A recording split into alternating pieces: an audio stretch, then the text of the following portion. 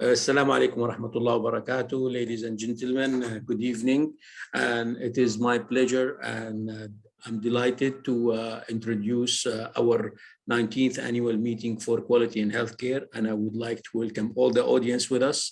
And hopefully for the next couple hours, we will have prominent speakers who will share their expertise with you and explore different areas or different stations in quality. Which all under the theme of the future of health and quality of life. Without any further ado, I would like just to introduce the Saudi Quality Council. The Saudi Quality Council is a non-profit organization, and it's the first charity in quality in the Kingdom of Saudi Arabia. And we do have 7 groups, and these groups are every year and every month has a different activities. And healthcare interest group, now we are celebrating the 20 years of establishment of the group itself since 2003. And I welcome all members of the Saudi of the health group or to join us in the health interest group to learn from the speakers and to learn from our activities and share expertise. Today we will have 5 speakers. Every speaker will speak about a different aspect. We brought speakers from the national accreditation and international accreditation, the health information system, and the most important thing is the experience of the patient journey. At the same time, how we will look at the dynamics and the results of the quality, how it been implemented on the real life, and we are going to summarize it, how that will improve the quality of life.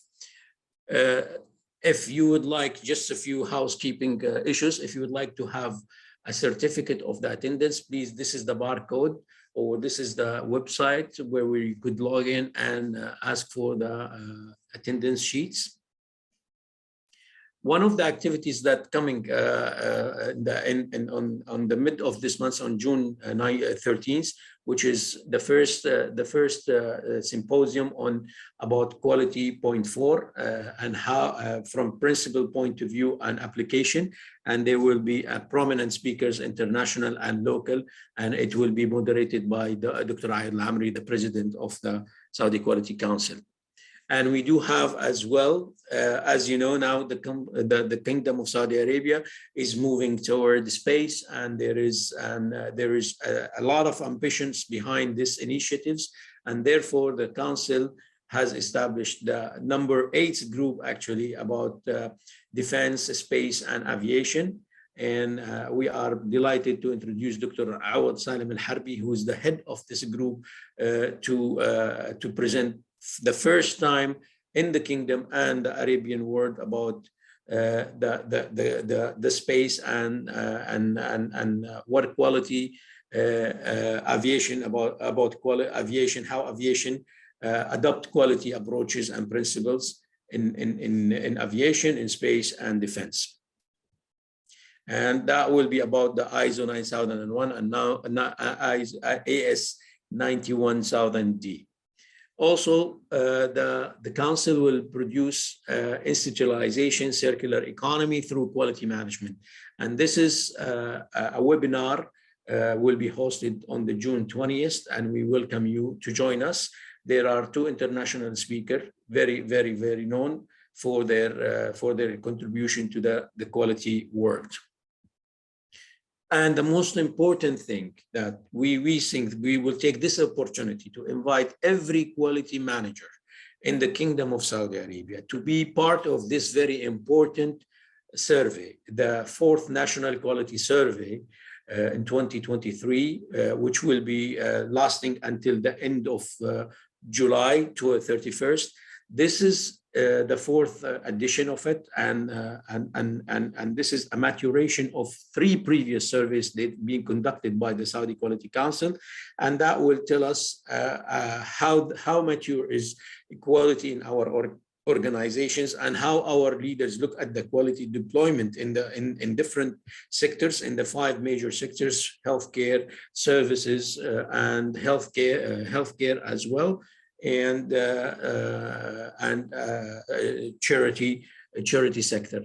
We do really appreciate every effort to complete the survey. The survey, you could fill half of it, then you can come back to it to fill it. It is all about how the deployment of quality, the concepts of quality, the support of leadership to the quality initiatives, and the tools of quality. And that, at least what we will look for, is to have a national enriched data about quality for those who are interested in research in quality, and how quality is deployed in the kingdom, and how that will meet toward achieving the vision of 2030, the ambitious vision of the kingdom. So please participate in this survey, and there will be prizes, there will be draws, and there will be the most important thing, sharing the data with those who will participate in the survey. This is the program for the entire 2023. Now we are in the mid of it, where we will continue in July. Of course, we do have in August our vacation, summer vacation, where majority of our events will stop, and then we will resume in September. And please, book your agenda. That's the survey results will be announced on the 12th of September, and be part of this event where we will put the results of the survey. Those who don't answer, do not thank people, they don't thank God. And I would like to thank and appreciate on behalf of the council and Dr. Jawad Alameri and myself, all the speakers for their time, for their efforts. It is all volunteering job. They devoted their time to give you this presentation today, and at least we would like to appreciate and thank them for their time, starting with Dr. Marale Atechian, who will be speaking about proactive risk management, and she's from the Joint Commission, the principal consultant of Joint Commission International, and Ms. Sara A. Sara is the executive director of the patient experience at ValueBased Care. She will be speaking about her passionate, I call her patient passionate, understand the foundation of patient experience and the person-centered care philosophy. And I would like to thank Mr. Jawad Chaudhry, who's keen and eager to improve the health information system and make it converted into a very dynamic dashboard where it could help small, medium, and large entities when it comes to the health information. And I would like to thank Dr. Siba Abssi. Dr. Siba Abssi is very well known for her passion to quality implementation on the ground. She wants to see quality in every healthcare practitioner in order to reach a real quality results in healthcare. And we will learn a lot from her about how to integrate it on the ground. And finally, the last but not the least, Dr. Rehab Alameri.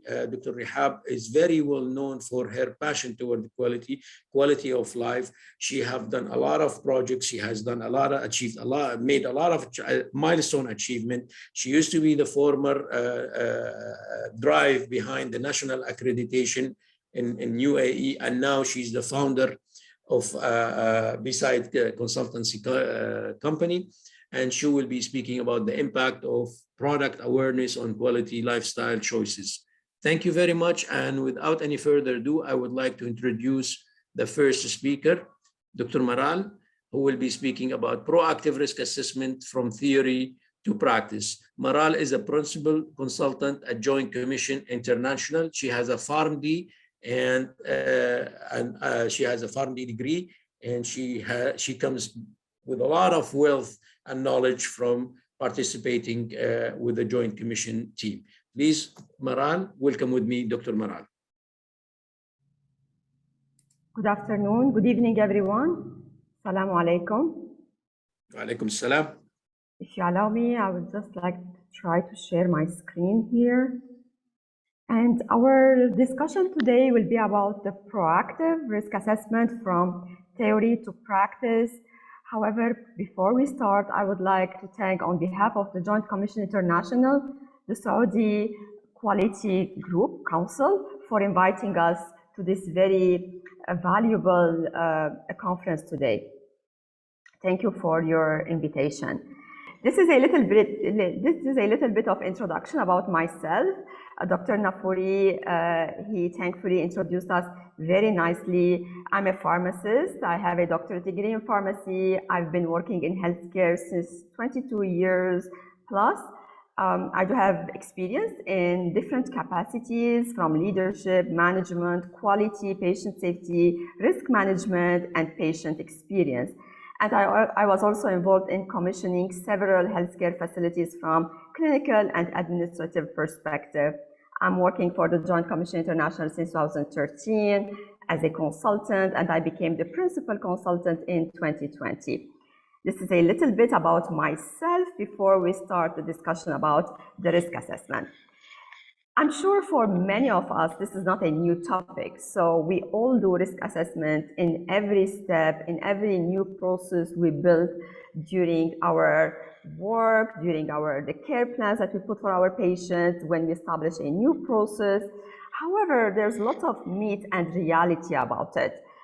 And here I would like to summarize some of the myths that we hear about the risk assessment. This is kind of a summary from all the work that we do for organizations around the globe. And we always see when we visit a hospital or we do any work with a hospital, one of the key things is that we do risk assessment when we don't like the standard. In another word, it's not about not liking the standard. If we cannot meet the standard, so we try to do a risk assessment to find a way or to find a workaround around that. However, that's not a reality. The other aspect is that when we can do a risk assessment on anything. And this is something we also hear from organizations, which is not very accurate because we need to be very selective on what we do, what are the key things that we do a risk assessment around it. We don't need a risk assessment documented. So that's another key aspect we hear from different organizations. So some individuals, they always think that we can do a risk assessment independently. So every individual on its own, they can do a risk assessment independently, which is not accurate as well. So, and we'll learn how. We do believe that accreditation requirements, either SIBAHI or Joint Commission, they oblige us or they prescribe to do a risk assessment. And then every time we risk assess and we implement a new process, that's all what we need to do, and which is not true as well. So those are some of the myths that we always have about the risk assessment. And every time we go to an organization, there's one key team that people, they like to have produced documents of risk inventories, risk registers, and sometimes it's a lot of work, but we really don't know what we are doing with all those risks that we identify in our institution. Here's some of the realities of the risk assessment. When we do a risk assessment, we need to have a defined process for assessing risks. So it cannot be just randomly, we say here there's a risk or a hazard. So we need to have a defined process. So we need to utilize those gray areas to say here we need a definite risk assessment because there's no right or no wrong in that particular area. So we will see some examples. One example is all accreditation surveyors and accreditation standards, they will tell you you need to not store any item under your sink. This is kind of a risk. For some, this is not a risk. For some, it's a risk. So there's no right or wrong in this particular area. So whenever we have those situations, the gray zones, it's an opportunity for a risk assessment. When we conduct a risk assessment, we need always to follow a hierarchy of decision making to see if our risk assessment is appropriate. And the baseline of our hierarchy starts from the laws and regulations that governs that particular topic. So we need to be fully aware of those laws and regulations. Another important reality is that our approach should be based on the size, the scope, and the population we serve.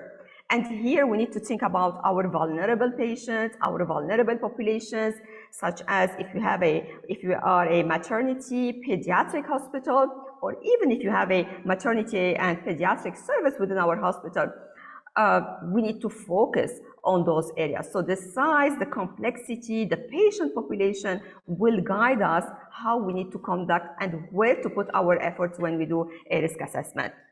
Once we do a risk assessment, it will help us to either accept the risk or mitigate the risk. We accept the risk if it's a low risk, or we mitigate the risk. We need to do something about it, or we have to completely avoid the risk.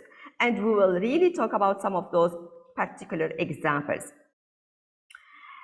There's another important reality. We cannot do a risk assessment as an individual. So even though if I'm a powerful manager or a prominent chief of service, I cannot conduct a risk assessment on my own. There's always that multidisciplinary aspect of different knowledge about the subject that should come together while doing those risk assessments. Frontline staff, always include them when you do any risk assessment, because they will tell you some of the risks, because they have those hands-on practices. They are taking care of your patients. They know exactly what are the major hazards and documentation. So risk assessment cannot be something we don't document. It's not a waste of time. It's very important to document the risk assessment, because we need to track, we need to monitor, we need to follow up. And from that perspective, we need to be very selective on what are the processes that we need to choose when we do a risk assessment.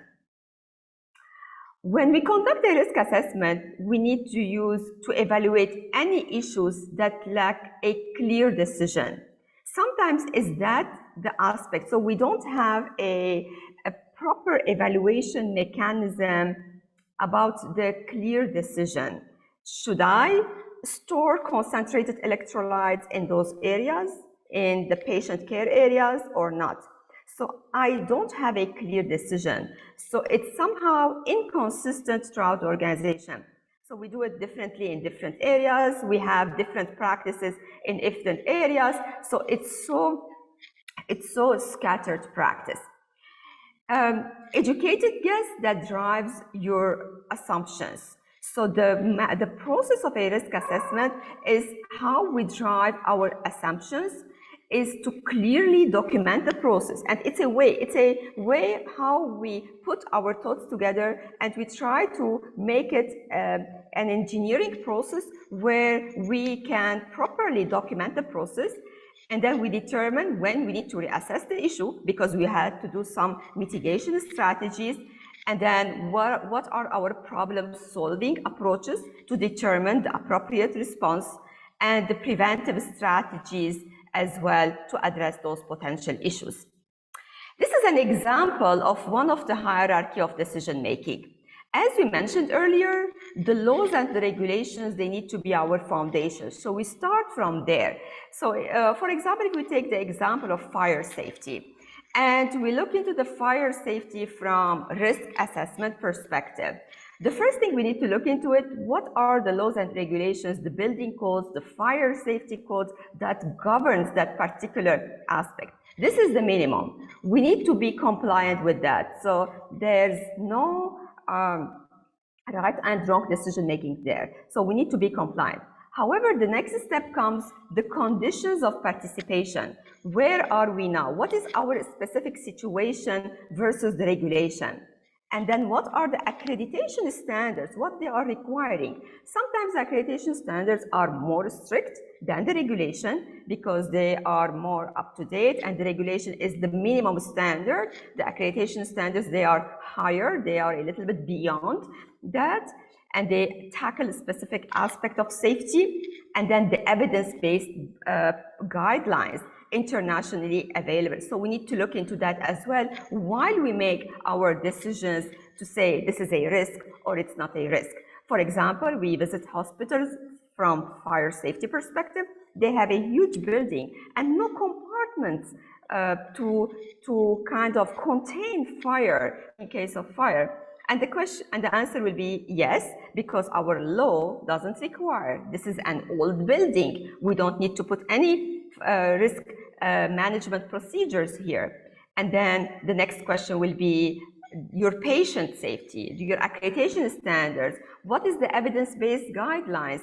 Why we have more guidelines and updated laws and regulations in these areas? And then accordingly, we need to determine as well what are the risks. Sometimes it also goes to your hospital policies procedures.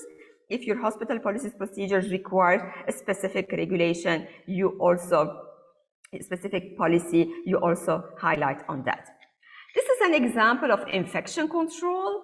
I will not go into details because we will have more examples later. But here I would like to remind ourselves and elaborate a little bit on the 7 important key steps when we think about risk assessment. And this is really by practice.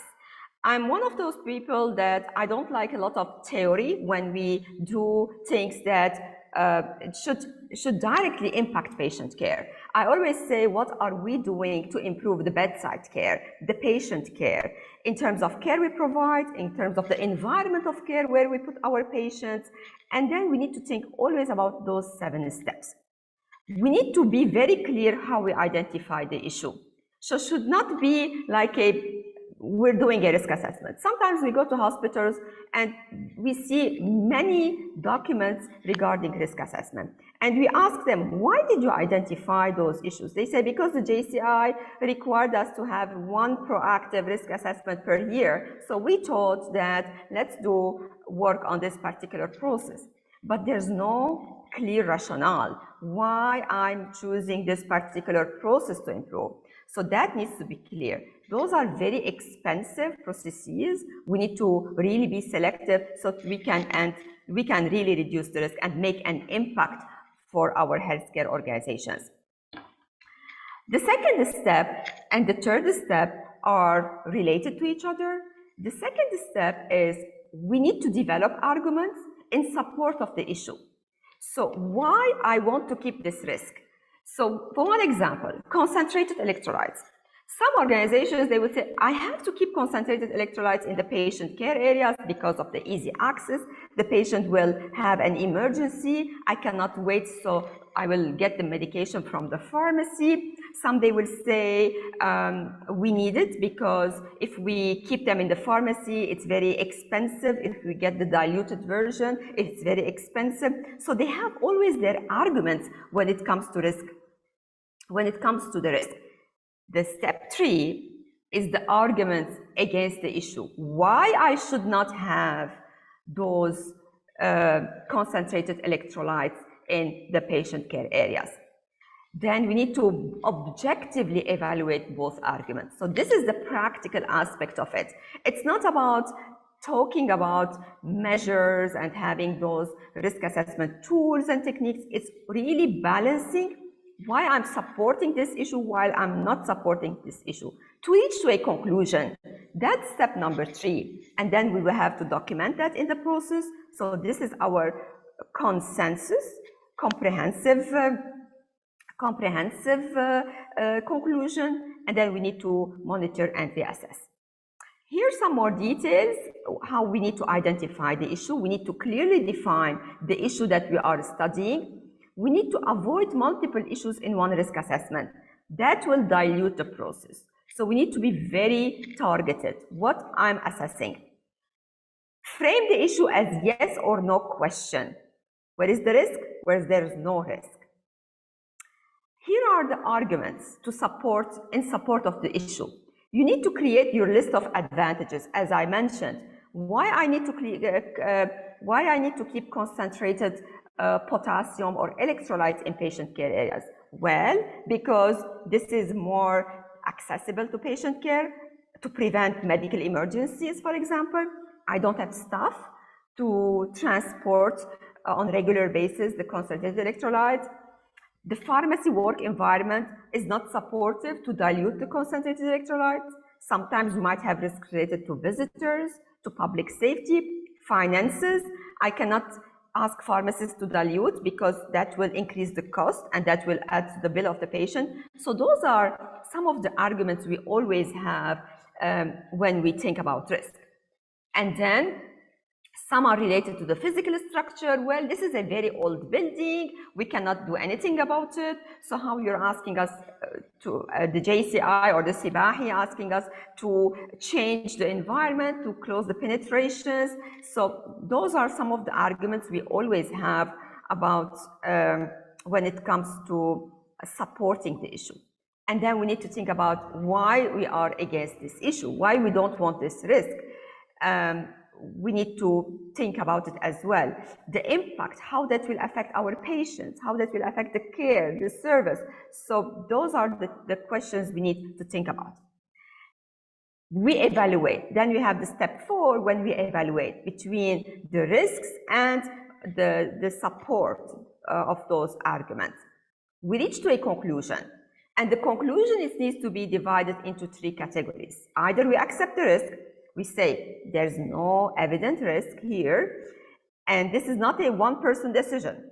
We will talk about it later. It should be a multidisciplinary decision. We take steps to mitigate the risk. When we say we mitigate the risk, we need to put in place some measures so we reduce the risk. And then accordingly, we submit the report to the committee to get the approvals. Step 6 is about documentation. We all know, not documented, not done. So we need to make sure that all the risks that we identify, we document them, and the mitigation strategies as well. So I will move to the example. So I think that will elaborate more what we think about, what we talked about. Understanding storage. This is one of the very common high flyers in all the accreditation surveys. We always see items stored under the sink. We all lacking space for storage. And this is a very simple example to go into the logic of the risk assessment. The issue is, can we store items under the sink in patient care areas? Let's start our 7 steps. The first step is that, what is the issue? Can we store items under the sink? So what are the arguments that will support this? Easy access to the needed supply. Less crowding in other storage areas. This is a huge space under the sink. Why I cannot store things there? Glass, plastic, non-patient care items. Can I store them there? Can I put vases, watering cans, decoration under the sink? Then we have the no arguments. So we need to think about them as well when it comes to patient care.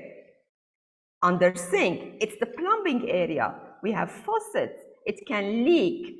We might have some mold growth, infection control concerns, contaminated patient care items. I've seen sterile items sometimes stored there.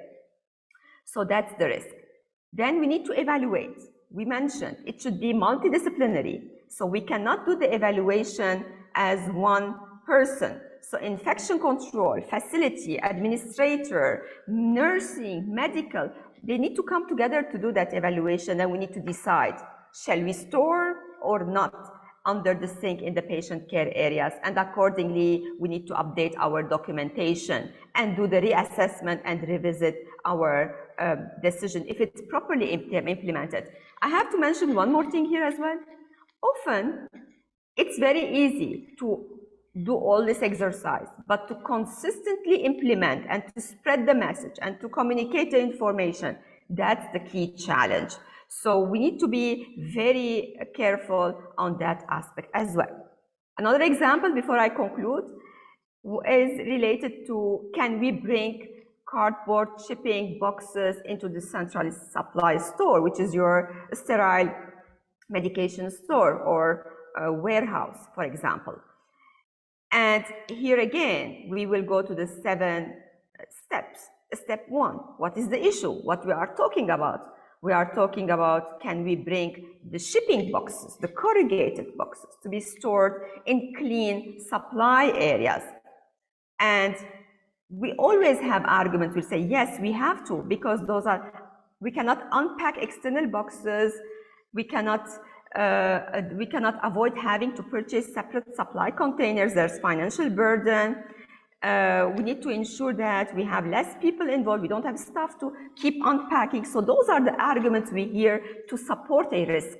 Okay, and then we keep that risk hanging in the environment. Then we move to the next step, which is why no? It's no because those are external boxes. They carry dirt, contaminants. They might carry insects, cockroaches, so we don't want to bring them into our clean supply area. So those are then we have to evaluate. We have to evaluate between the two, between the evaluation between the facilities, materials management, OR manager, infection control, and the administrator. Again, we decide whether we allow or up to where we allow those cardboard shipping boxes. We have to document, and then again, we need to ensure that it is implemented in a consistent manner across the organization. So those are some of the examples I wanted to show you. And I think it's, with the lack of time, I would like to say that as we started at the beginning, so we cannot do a risk assessment just randomly. We need to use tools as well. Today, we didn't talk about the tools, but don't forget the tools. To ensure a consistent mechanism of risk assessment, using tools is very important. That will help us to ensure the basic risk assessment is done, mitigation strategies are met, and then we have proper risk matrix as well. I think we'll leave the final step for the.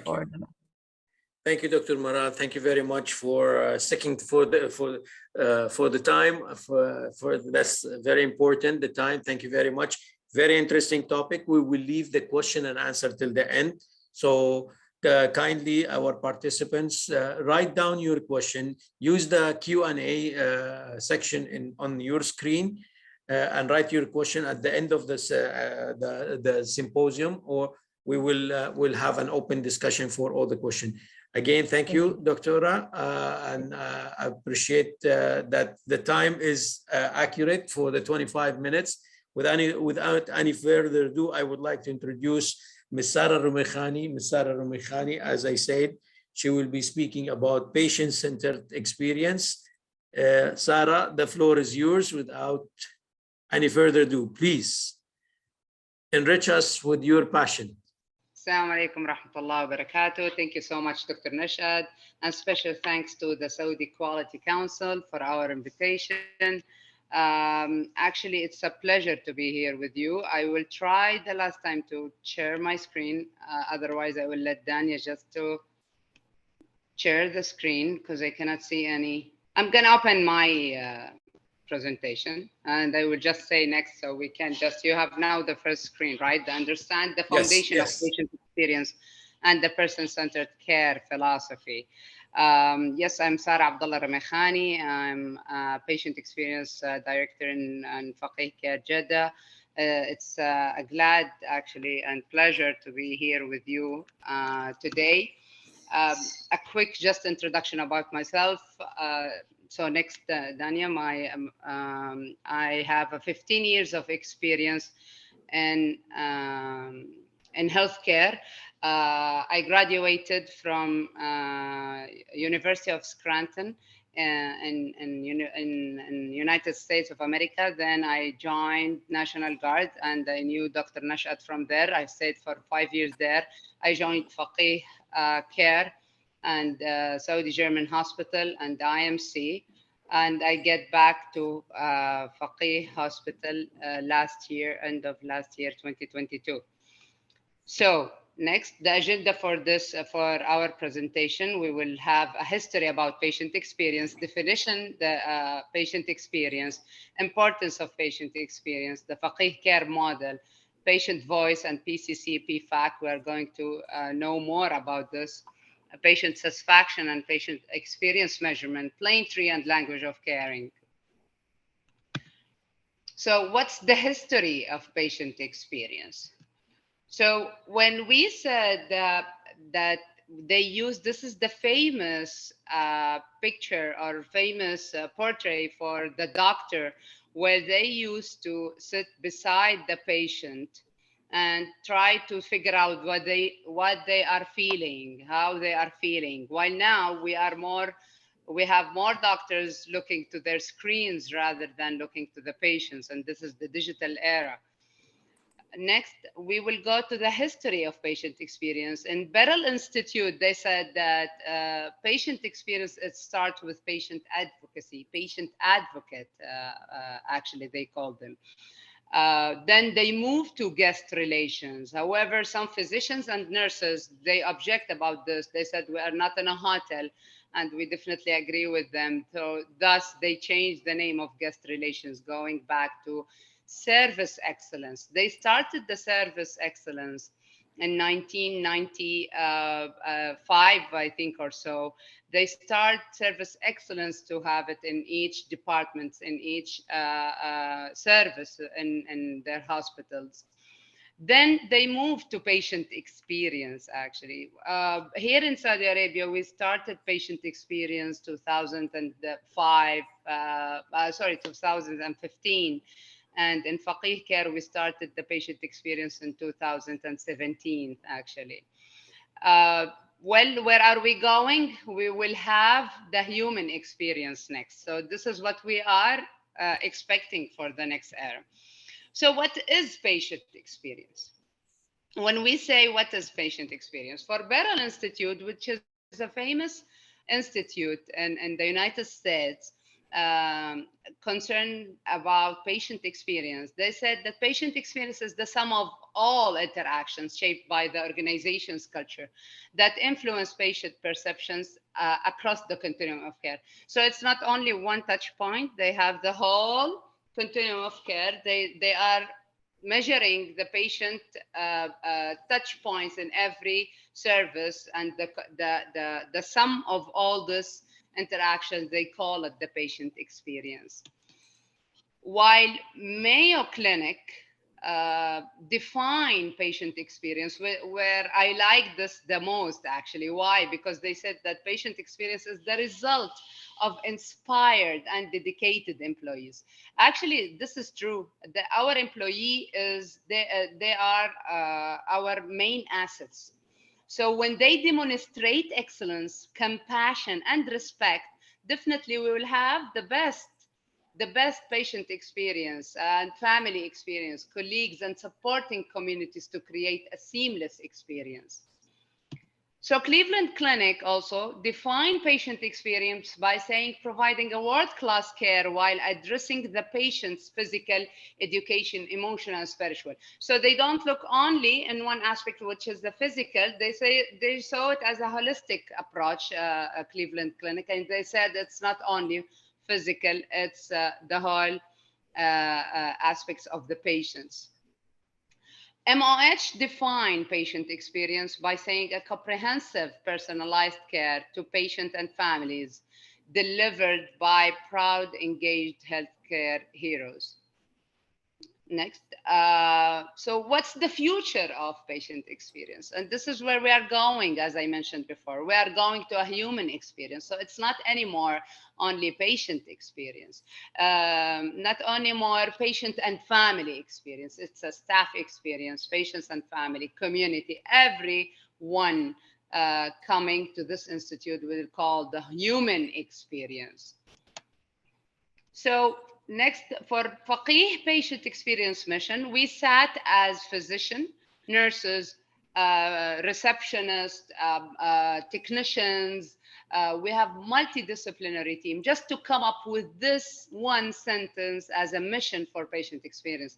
So we define, or we said that patient experience for us is delivering a seamless, personalized experience to exceed the expectations. It's a short sentence, but it's not easy to accomplish this. So coming next to Faqih Care at glance, I will say that we have 4 main branches in Faqih Care, actually. We have the main in Jeddah, definitely the DSFH, we call it Dr. Sulaiman Faqih Hospital. We have one in Riyadh, and we have one in Dubai, as in Gulf region. And we have one under construction, which is Al Medina, and wait us for in Mecca, inshallah, and also another branch in Jeddah soon. So we have 4 decades of clinical excellence. We have over 1,400 beds capacity, 1,000 doctors, 2,000 nurses in DSFH. Also, DSFH have been 35 years old, serving and pioneering excellence in the market. We have accreditation from a very well-known accredited bodies. Patient experience in Faqih care. So patient experience in patient experience department at Faqih Care reports to the CEO. So we have 4 also units under patient experience. We have patient relations and service recovery, patient experience service, social service, and hospitality. The difference between patient relations and patient experience, where most of people, they do not know the difference between patient relations and patient experience. Patient relations, they purely deal with the complaints, with the compliments, with the inquiries and suggestions, and provide a service recovery to patients, starting from giving apology or even a free consultation. So it depends on what went wrong with this patient. While patient experience, the people on the floor, where they handling the issues, the small issues on the floor, guiding the patients, escorting patients to help them in a specific area. Social services also, who is responsible for damage and referrals, abuse in the same institute. And hospitality, we added this unit actually when I joined recently.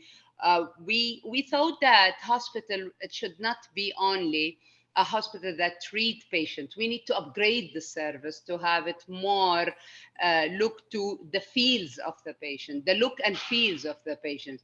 So it's not only how they feel physically, but it's also what they smell, what they hear, what they feel as a compassionate care. This is our foundation also in patient experience, and this should be the pillars for any institute. We have patient engagement, where we have 2 major committees. I'm going to talk about these committees that we engage patients with us. We hear the patient voice from a lot of sources. I'm going also to explain this more. But this is a foundation, and we must know that the pillars is the key to succeed in any mission we want to accomplish. So staff engagement is very important for us. We cannot do anything. We cannot have even a patient. We cannot take care of our patients if we don't take care of our staff and engage our staff actually. Innovation and digitization, everything is going for digitization. I'm not sure where are we going now. AI is taking us to another world.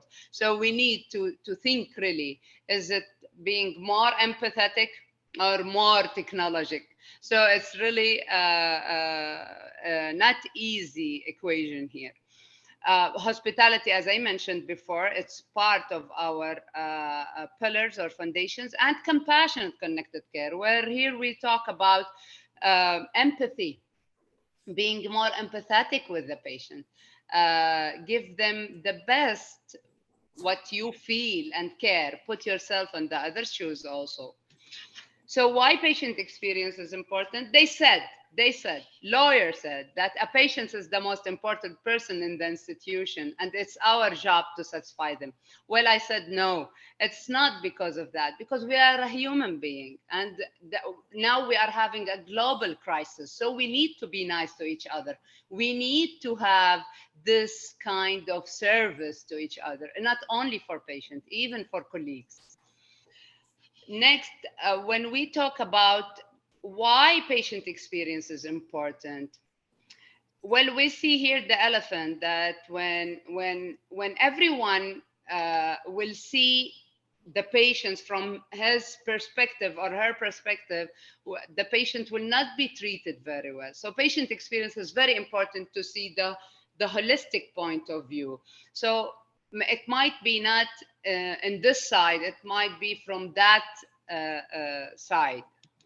Next, the value-based care. You know that we are now going to the value-based care methodology in our country, and value-based care, it's defined that, and you will see that the equation will mean that including the hospital and physicians and all the providers, they will be paid based on patient health outcomes. So it will be not only based on the quality and safety, not anymore. Now the experience in this equation.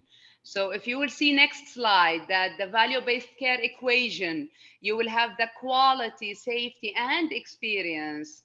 And in the bottom, you will see the cost must be reduced definitely in order to get the best value in our healthcare. So patient-centered care, when we come next to the patient-centered care and we start saying that how can we start patient experience without being also a patient-centered care methodology? We should use this in every institute, that we should care about the mission values aligned for the patient's goals, taking care also for their family. It's not only the patients, you must also consider their family.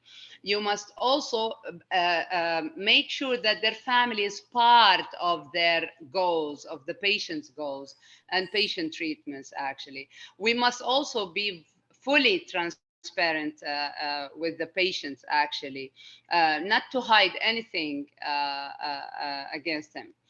Next. So many people, they ask us, what's the difference between patient satisfaction and patient experience? There's a big difference between both, actually. Patient satisfaction is very subjective. When you go to a physician and you like this physician or you don't like them, so this is your personal view, you like them or not. However, the patient experience is the sum of all this point of view from each touch points you go through. So patient experience measures the whole continuum of care, as we mentioned, while satisfaction, it's only measuring one touch points you reach this. And patient-centered care, as I mentioned, it's to make it more customized to the patient. So next. What our main sources of the patient's voice? We have many of tools we can use to listen to the patient voice. Actually, we have the PFAC and PCC, which is Patients Family Advisory Council, and we have the PCC, which is the Person-Centered Care Committee. These both includes patients. Press Geni is also one of our main tools to measure the patient voice. Complaints also. Complaints is the key, actually, in our department to hear to patient voice. We have CCHI, MOH, social media, patient experience on the floor, call centers, and Google rating. Actually, we have a lot of sources that we are listening to the patients through. Next, when we talk about PFAC and PCC, Beryl also Institute said that 70% of hospitals rely on in-house. Yes. Sarah, if I may allow you just to match with the slides, which slides you are in, if you the title, because they are not matching. I'm sorry. Patient voice, PFAC and PCC. Okay. Dania, can you go to patient? Yes, patient voice and PCC. Now you just tell her next, so she could hear next. I'm so sorry. I thought no problem. Because this is the first time it's happened to me. I'm so sorry, guys. No problem. So Better Institute said that 70% of hospitals rely on in-house patient feedback tools. So actually, when we said person-centered care committee, we have two patients work strategically with the other 15 staff in this committee to improve the patient experience, while Patients Family Advisory Council Committee, that we have 15 patients talking to the chiefs or the CEO of this organization and telling them everything what they feel and how to improve also the experience in a specific institute. Next. So when we will talk about Press Guinea, it's a large company actually, and have a lot of data. They gather a lot of data for us, so we can understand where we stand in our work, or how are we doing. Also, not for only faqih care, for also national and Gulf region benchmark. So if we will go next, please, Dania. For benchmarking, we have the Press Guinea has the largest database when it comes to patient experience and employee engagement, as it serves over 41,000 healthcare facilities, internationally and regionally. And this is what we like here, to see where we stand in the market, so either locally, nationally, or internationally. Next. So when we also see where other Press Guinea were served to other hospitals nationally and internationally, you can see like how many organizations they covered in the Gulf region and in national region. Next. When we say that we use Press Guinea, we have over 300 questions in measuring the patient experience. Each touch point or each service, like adult inpatient, pediatric inpatient, each has around a minimum 12 to 15 or 16 questions for each service. We ask questions, a lot of questions, just to measure the huge experience. The patients start telling us it's too long. Yes, but we are not measuring one touch point. We are measuring the whole experience. Thus, it's very important to go through all of this. So when we have next, Dania, this is also the scale when we ask the patients questions. So they rate us either very good or good. And we look at it that we need our patients to go to very good and good, to have the top box in our evaluation, actually. Next, Dania. Press Guinea not only give us data, actually data or numbers only black and white. However, the stories, there is the color of this black and white numbers. So we need also to have the comments, to read the comments and to see where we can improve in our institute. Next, Dania. Our role in patient experience, what we do in this data, we have a huge amount of this data. We collect and analyze. We send a monthly report to each department. Each department, they must act on their issue and have goals and accomplish their goals. And guess what? This is the most important thing, that quarterly, we should take all this data and present it to the board or the CEOs and the management of each hospital. Next, Daniel, this is a compassionate connected also care module. They use it, and here where we said we want to reduce suffering, we have all these comments. We need to just put the comments in the right category. Next, Dania. When it comes to Plaintree, we are a Plaintree accredited hospital, and it's very important each hospital to start looking for Plaintree and be accredited by Plaintree. Plaintree is an international accreditation located in US. When we go next, Dania, we can see that Plaintree started by one lady called Angelica Theorin. Actually, Angelica was sick patient in 1978 in San Francisco hospital. She was admitted in this hospital and she had a very poor experience. She said that the nurses, the physician, they didn't talk to her, they talked to her husband. So after she wake from her illness, she said, well, our healthcare in crisis and we need to start doing something. She started the Plaintree. I love the story and I love to share it with you. Next. So for the sake of time, I will just say next. So the difference between GCI for the quality people and the Plaintree, what we want to have is that Plaintree, their surveyors, when they come, they don't look only for requirements and standards and these things. No, they go to have the evidence in their real life and experience this with the patients. So they go to patients' rooms, they stop patients and ask them about their experience. And here they can match what they have in standard and what the patients are saying. And this is what also we like in Plaintree. So next, this is our last part in our presentation, the language of caring, how we can speak about patient experience without talking about language of caring. So language of caring is a key in patient experience. We cannot ignore it at all. We usually used to say that communication is something that we cannot learn. No, it's learnable actually. And you must know that you can have it even if you are old enough, just to say that communication is learnable thing. Next.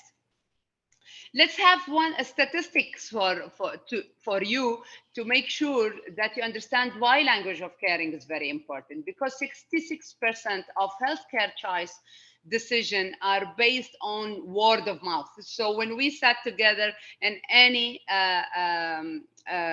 family gathering, friends gathering, we start saying that about, you know what, I will go to X hospital, I will not go to Y hospital because they didn't treat me last time in a good way.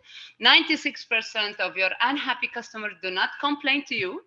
90% of your unhappy customers will not choose your organization the next time they need care.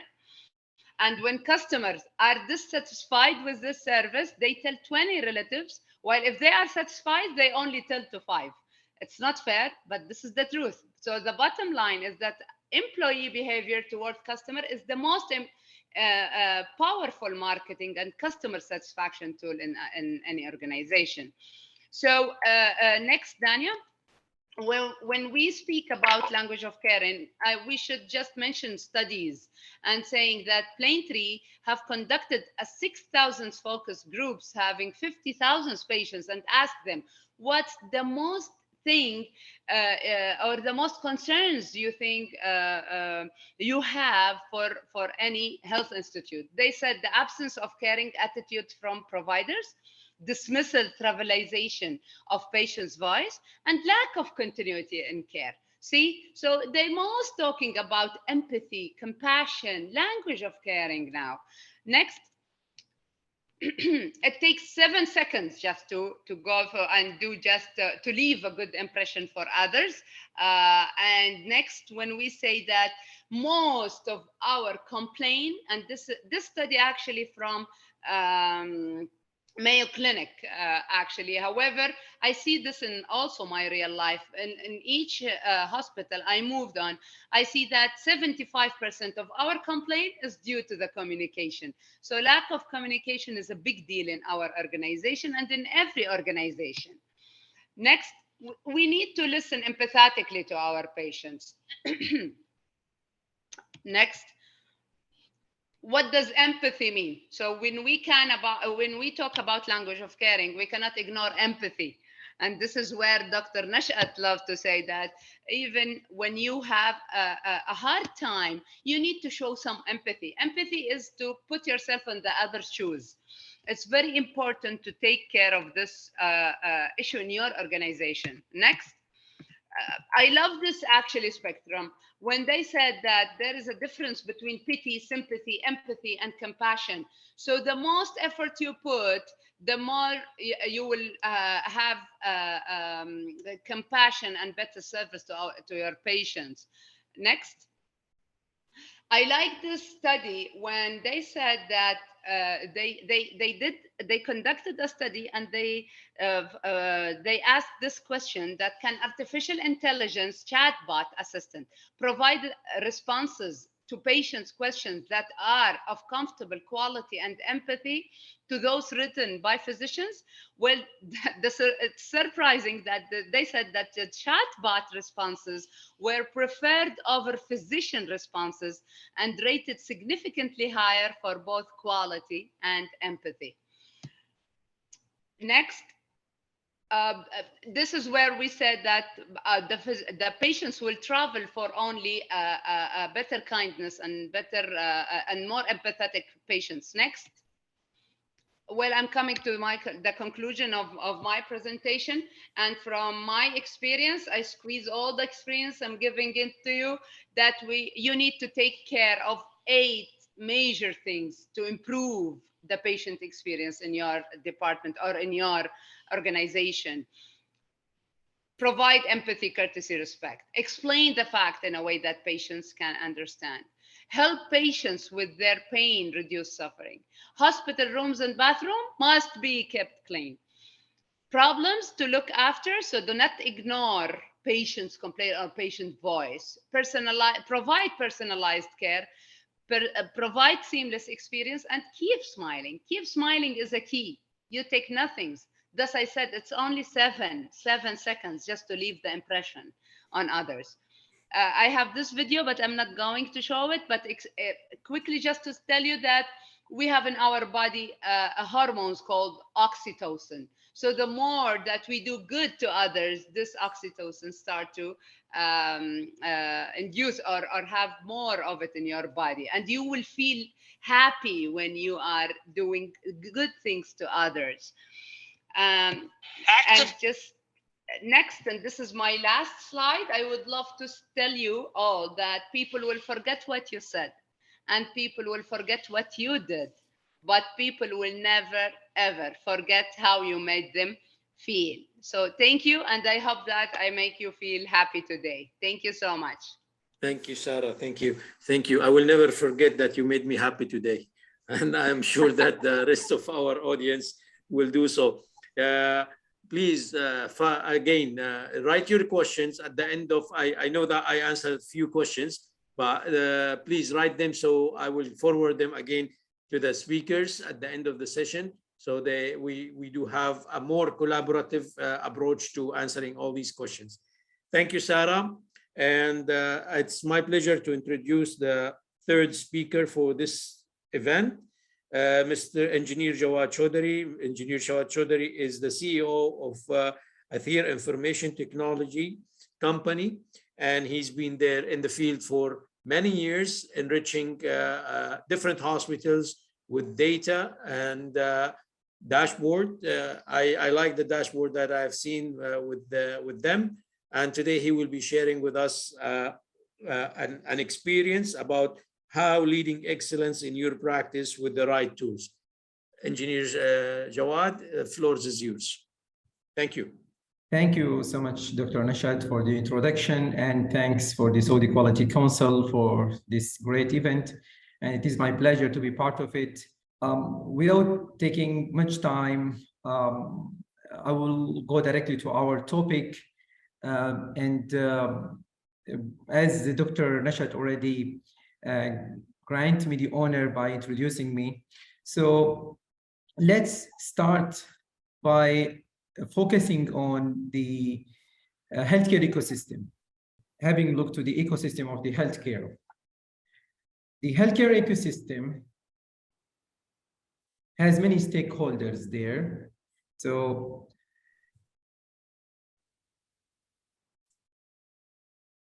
we have their regulators, patients, hospitals, and then some small and medium clinics, insurance companies and charities, universities, where we have the resources, human resources of healthcare practitioners, physicians, and we have innovation and technology providers. So if we classify these stakeholders and look the relation between them, we can find that we have many, many different communication channels among all different stakeholders. So regulators are enablers, and patients are the consumers or the beneficiaries from these services in the healthcare sector. And we have hospitals or medical centers. They provide these services, and we have many different financial services providers and human capital from universities, and we have transformation solution providers. Now let's have a look how the segmentation as participation from different stakeholders there. So we can see that the solution providers, hospitals, and medical centers has around 60% of participation, and financial services around 15, consumers means patients around 15, and the enablers or regulators 5%, and human capital from university sites or the research centers we have around 5%. The transformation part is the enabler to solve that silo problem we saw in the previous slide. So in order to understand how we can solve that silo problem, and by silo I mean here, there is no direct communication, it is defragmented. So let us understand the patient journey in order to have clear understanding how we can solve that communication problem among different stakeholders. So the patient journey usually started by opening file, perhaps getting an appointment, and now we are saying online because of transformation.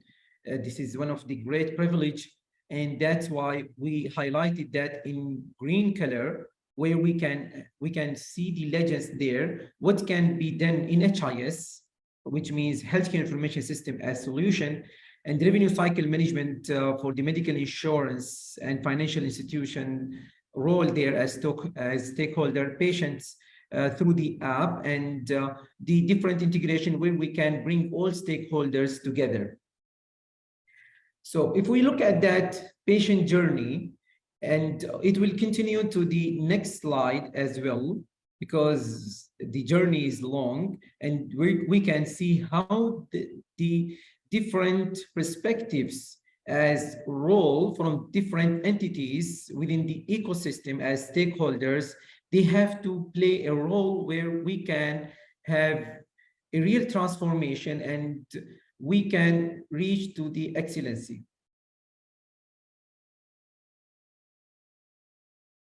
I'm taking pause here so all of us can really have the great time to understand how that patient journey requires a lot of participation from different stakeholders. And by going to a question here, how we can achieve the excellency? What are the tools we are talking about? And especially living the era of digital transformation. And we are talking a lot about healthcare transformation. And we are living a great momentum here as ambitious Vision 2030 in Saudi Arabia. What we need to achieve that excellency by deploying great tools as part of healthcare transformation. So first of all, we have to have comprehensive platform to break internal silos. So to have proper communication among different departments within the healthcare entity. And then we have to focus about the communication with the external stakeholders to break the communication problems among different stakeholders within the ecosystem. And if we solve that problem, then we can really achieve the shared care. And we mean here by shared care, where we can enjoy the flow of easy communication between all stakeholders, including the patients. And how we can do that? By utilizing advanced technologies like Internet of Things, artificial intelligence, and so on. And that can be deployed easily by utilizing integration aspects today and by having great alliance among different stakeholders.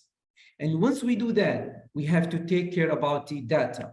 There should be a great governance to do not leave the privacy of the patients behind, and on the same time, make sure that we are able to get the privilege of that innovation and transformation. And by end of all, we need the mindset. And the mindset here to innovate in order to sustain, not to disrupt it. And it is the game of today's business environment everywhere, either to disrupt or be disrupted. So innovation is the way to go through the wave of transformation and utilize the innovation as mindset by deploying the technology as tools to reach the excellency. So overall, what is the excellency as healthcare? It is about to increase the productivity. And once we increase the productivity, we have better capacity to serve as all stakeholders and get served as well as patients. And by that, all stakeholders will be getting benefit to reduce the cost and mitigate the risk. And here is the part of sustainability as long-term for all stakeholders. Now, the question, how we can do that? We need a lot of good systems where we can really break the silos, means we have different type of platforms where we can utilize different tools as advanced technologies. So cloud-based solutions to have it easy to get adopted, not only for big hospitals or big stakeholders as organizations, even the small and medium players in the ecosystem, they can adopt that easily. Platform where we have all different solutions communicate with each other easily, centralized, so we can achieve decentralization of the record easily. Localized, so we have to have compliance with all different stakeholders, and here we have mentioned some of the major. And the integration, we have different platforms and solutions where we can focus on to get integrated all these major players as examples. So what we need to do today is enable the ecosystem with great tools. So we have to have shared platform, and by having that, we can have a healthcare omni-channels that enables the communication and education and easy interaction among all stakeholders, and it will reach us to have real transformation.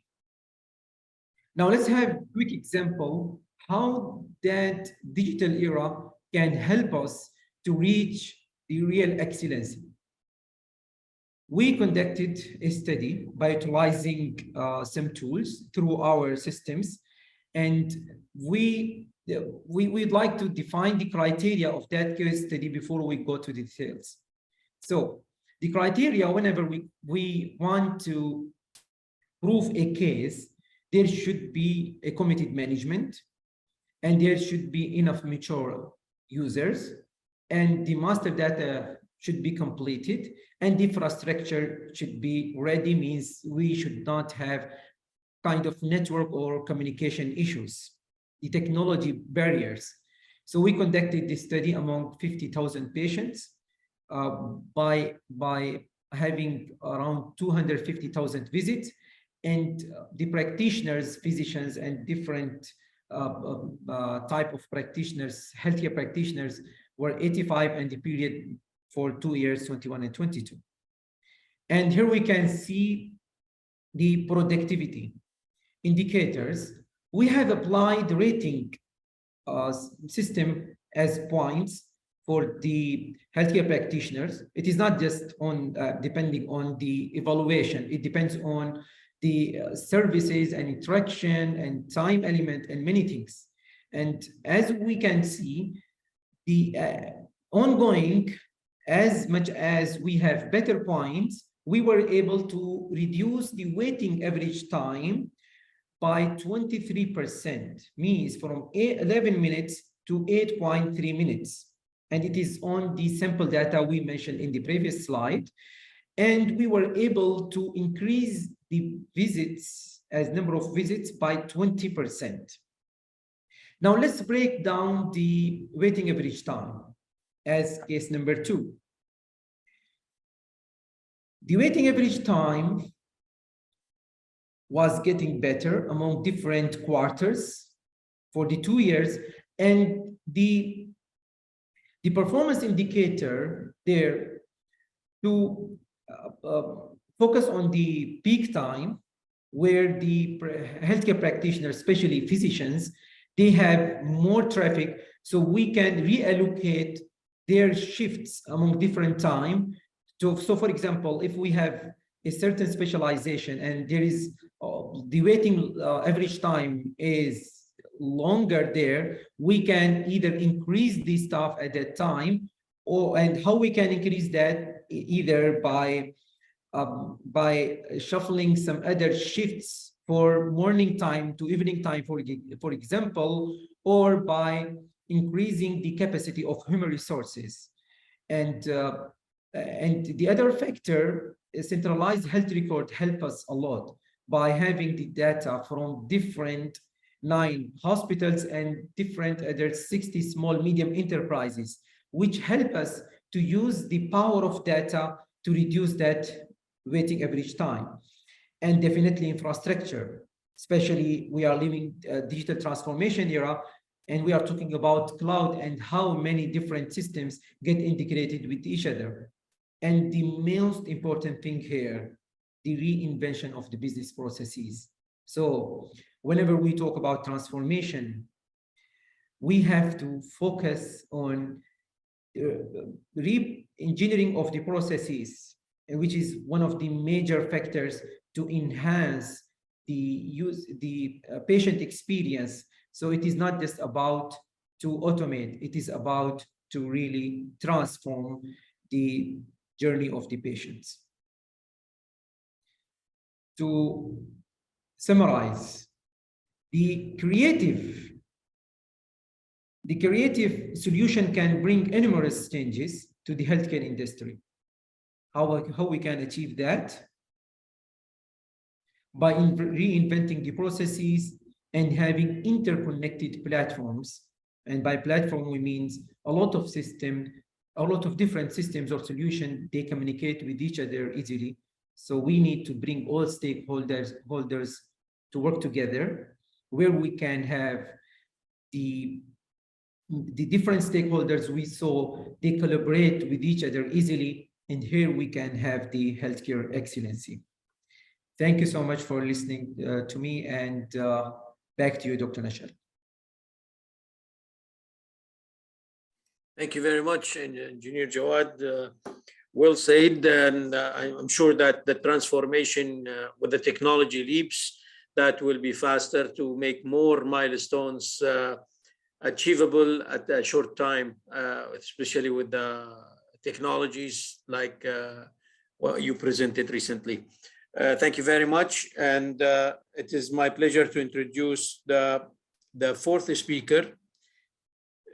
Fourth speaker is here. We have Dr. Siba Abssi. Dr. Siba Abssi is a consultant, a pediatrician consultant, if I'm not mistaken, and she's a Sibahi surveyor. She's been in the field of Sibahi since the beginning, and she assumed a quality director position at Irfan Hospital, and now she's working and established her office, NAMA, for management development. I advise you all to visit her website. Simply, she has a very excellent projects about failure mode effect analysis, about Six Sigma, true studies that have been done in the field, and she has this passion to share this expertise with the entire community.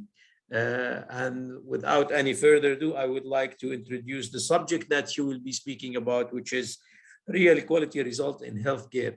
Dr. Siba, floor is yours. Thank you very much. What I'm talking about, thank you for Saudi Quality Council for inviting me and Dr. Nashal. I like to talk about the real quality result and what I mean by that.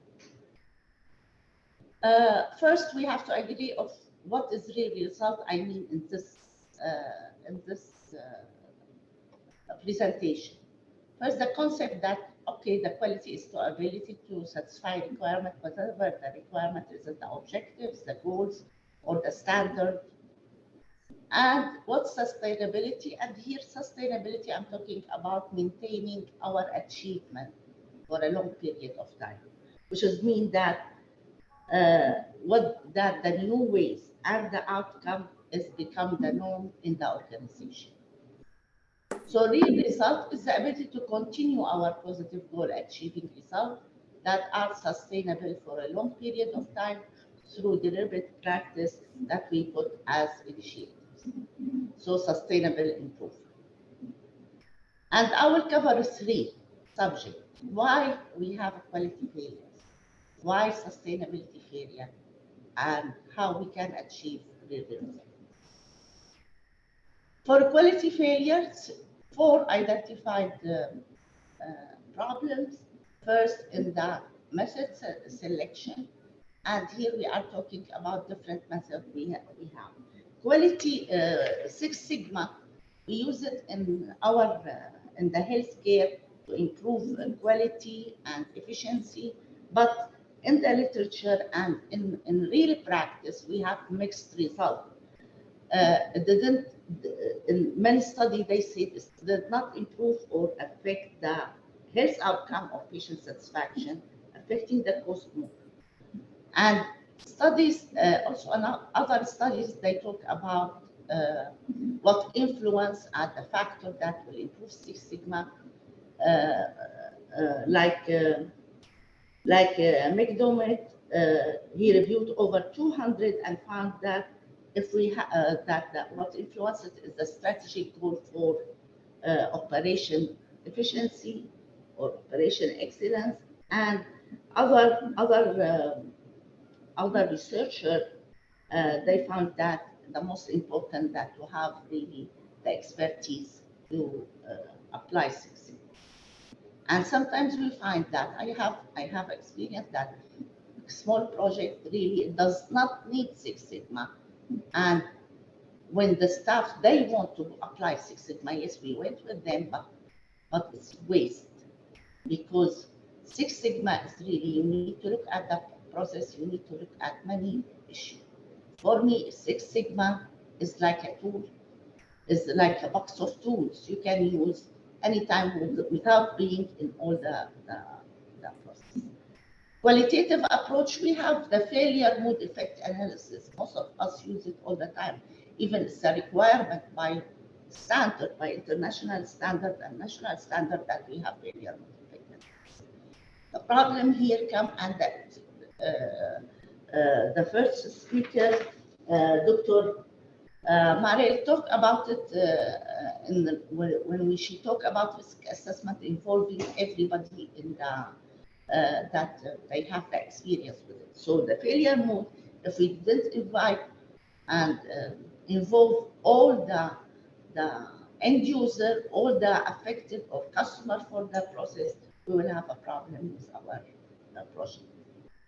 Third, the model for improvement. I find many model for improvement, many projects done the model for improvement, very good tool, but the problem when we don't apply the driver diagram.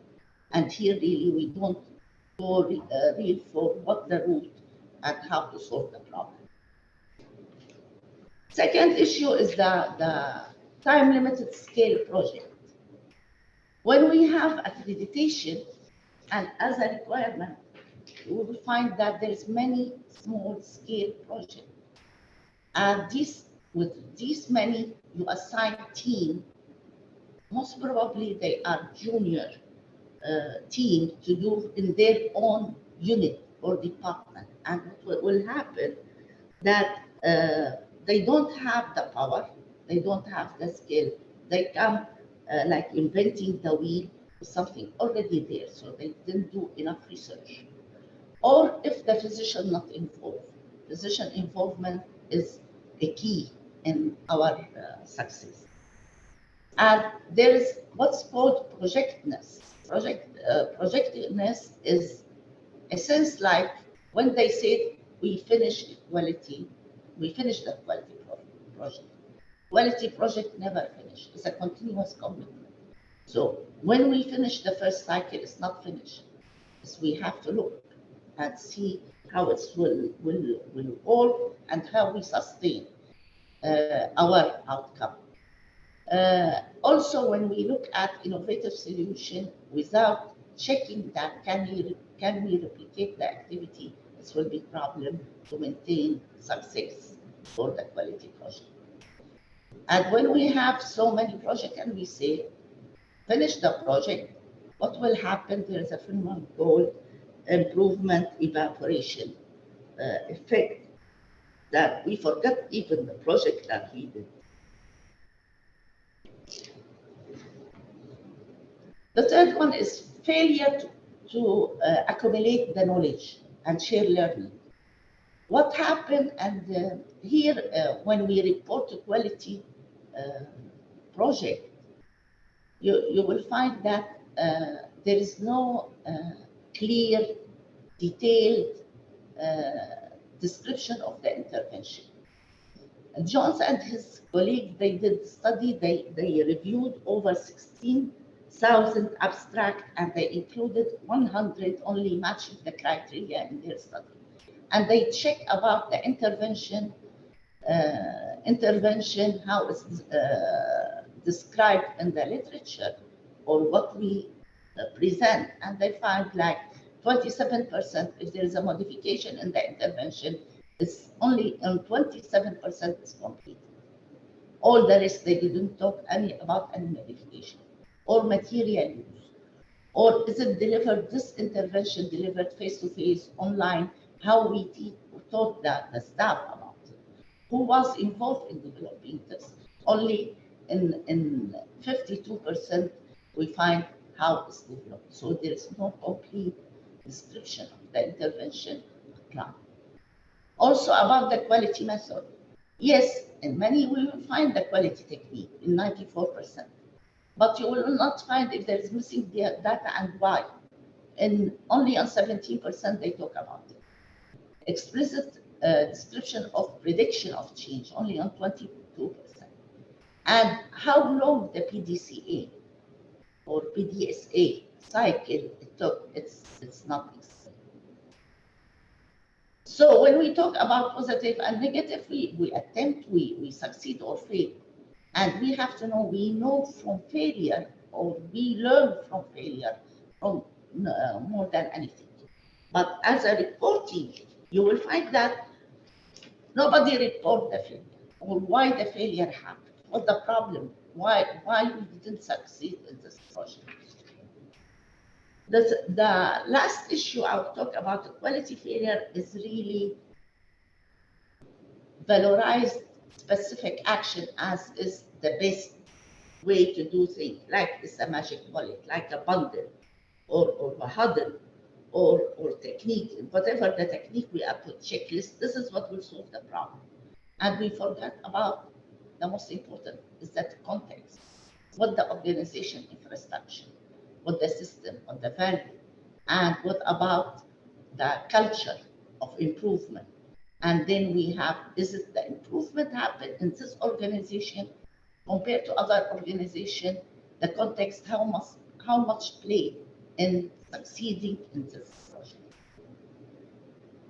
Second issue is the sustainability. We did the improvement, how much we sustain. The most important that it's really, is it connected to the organization goal? Is it, there's alignment of changes? What about the resistance of change? And these are the factors that affect sustainability, including the financial. When we talk about lack of connection, of course, if we didn't put it with the strategic aim of the company, then we pulled the staff different direction in the same time. So it's one of really the requirement in JCI LD 15.6 and the quality management 4.2 that we have to align our goals and objectives with the project goals and objectives, all aligned. Also, the quality culture play a major role in them. Lack of alignment, and this is here, if we have small project and we didn't look at the root cause. So what we are doing, what we are solving at this problem, we don't spend enough time in the planning to go to the root cause. And most probably the root cause problem, you find it is the reason for this problem in different places, for different projects if you have the same project. So we have to check what the critical activity that it has to be done. So that will solve many issues. I have experience. We did a very good Six Sigma project for ER with all the steps, and we applied to improve the turnaround time. One of the issues we requested to have as a change, as intervention, is visual journey of the patient for the staff to see what happened. And of course, to do that, about what Mr. Majid talked about it as about screen, to have the journey really reported so we can follow up the patient. What happened, we didn't at that time, it's not fix this problem. So what we did as a replacement to this, we did Excel sheet connected to screen, and we have added another what you call task for the staff to enter the data with this Excel sheet. Of course, in the beginning they've been happy to do that, but later on it's added the job and it's disappeared. So it's very important to identify the critical pathway to do any activity, so that any new change, so that we know which one will come first, including in the infra structure. Resistance to change, we know that when you do change, you will follow 34%, and the other will follow because they don't want to upset the other, so they will just follow. But the one who really be happy to do that or help you to do that is only 34%. It's very hard to change long-standing practice because it's the routine of the work. And of course, when we do changes, always we think only about, okay, it's very good we are thinking the patient, but we have to think about the staff. Because the question will be, what is it for me? What is it will make my work easier? Is it less risky, more safety? And we have to know that the comfort zone play a role in this, and the fear to change, especially with the lack of still the knowledge and expertise to do that, to turn to the learning zone and so on. So to improve is to change. To be perfect is to change often, and this is Winston Churchill. So there's a change, and this where we take the people from the comfort zone. The fourth issue is the failure to identify financial effect on the organization. And we talk about added value, what the added value, and it's even in the standard we have it in JCI. Cost benefit analysis is requirement. And when you look at the added value, yes, we look at output related to the resource or the outcome, but also we look at the technical value. Is it underused, overused modality we have? And when we look at it, we have to look at it more than that. We have to look at the impact on the organization. When even did his study, he found that this item in particular, he studied 1,380 publication, and only three out of these number, only three, they have some measurement related to the impact on the organism. For the cost benefit analysis, Also, when he studied the 1,382, 99%, there is no cost-benefit analysis. And even we say before, you know, IHI, they published a white paper about, yes, very important to do the right thing, but it's also important to have the cost considered in our work, because we cannot sustain if it's cost a lot. If we are doing a change and we adding many expenses, we cannot continue to do the same. So we have to look at it, and we have to look at the cost, at the opportunity cost. Yes, we have it in the standard to look at the cost benefit analysis. We have it also in the QPS and in GLD, but opportunity cost, nobody talks about it. When I have the resources to do 5 projects, there's other project I cannot do it. So what the cost, what is opportunity cost for the organization? Now, to achieve real result, we have to look at we have to put a strategy concerning these 3 areas. First, in designing and planning is to convince people that there is a problem, to convince people of the solution, what the quality data, what the continuous monitoring system, and to address the problem of projectness. So to convince people, clear data very important. Find that root cause analysis and emotional engagement with the patient's history, stories, and voice. And to convince people for the solution, research very important. And we forget to do our research before we start. We should do research because we should not invent the wheel, and we have to learn from what's done before. So clear facts and figures very important. What the benefit to the stakeholder, including the financial benefit, and to align all changes so that we have a critical pathway and know which one will go first with overlap with the other project. And remember that changes change also. To ensure quality tool, we have to invest in our data from the beginning. And we have to ensure that the quality method we use is the correct one, and what the ability of the organization to support our measurement and train people on the data collection, on measurement, other than the intervention. And very important is the leading measure, the process measure, and of course the visual results, as I talked about it before. And then we turn all from intervention and what we call project to our normal. So it has to be included in our operation. Projectness, when we put, we have to be very careful that project is not, project is for life. We start the project, we have to there's continuous improvement, giving impression that improvement activity is completed, is never completed.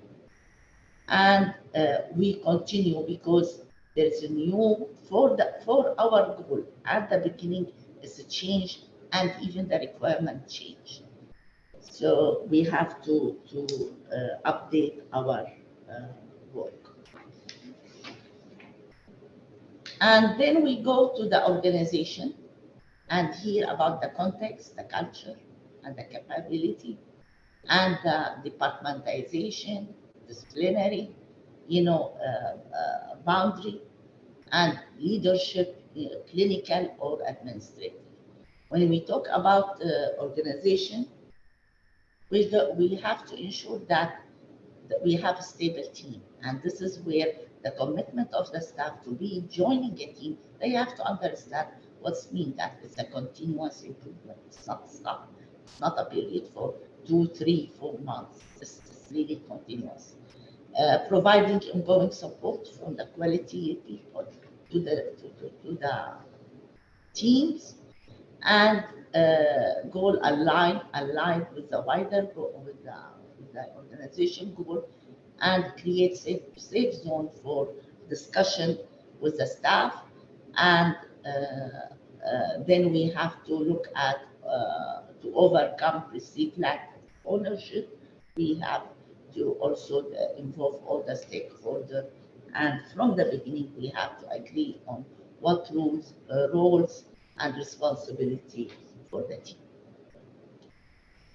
And we know that many changes we will have in this area. So aligning the changing and which one, and so that we will go from the comfort zone to the optimum level of performance. Of course, to create culture of safety, and this is from a consultant partner in strategic consulting at Breskini. To create a culture of safety and reliability, we need to engage everyone, and it can only be driven when we have strong alignment. Everyone can play a role. In leadership, we are talking about leadership from executive to the project champion and from staff. Project leader, very important, and middle manager. And not only to talk about, being, that we support the qualities, really walk the talk, motivate staff. This is their role. The most important role for the leadership is the motivation of the staff, and of course allocate adequate resources. Physicians, they play a major role, and their engagement makes big difference. They are the leader of the care team, and when they are involved in the project, most probably we will have a successful and lasting outcome. Now, for Gary Kaplan, he's the chairman and CEO of Virginia. He talked about the physician alignment and physician involvement. We have to challenge our paradigm. Physicians are instrumental in setting the tone, and unless the physician believe we are on the right path, we don't have the kind of alignment that will help us move forward. The last thing we talk about is beyond the intervention of securing the sustainability and looking for the side effect. When we talk about sustainability, and we will look at the item, is quality success is the same as sustainability success. It involves the staff, the process, and organization. Dr. Mash'at, I sent him a tool. There was little adaptation from NHS sustainability model, and really it's measure how possible sustainability for the future. If it's over 55, most probably we will have better results. And if it's less than 45, we have really to look at it and study very carefully if it's less than 35. And the best way to do it after the pilot, not to wait, so that we can fix the problem. So when we talk about the process factor, let's look at benefit beyond helping the patient. What we do for the staff, what the staff involvement, what is for them, the credibility of benefits. Is the benefit apparent for the staff? Adaptability to improve the process, and the effectiveness in continual monitoring. So the monitoring system is as important.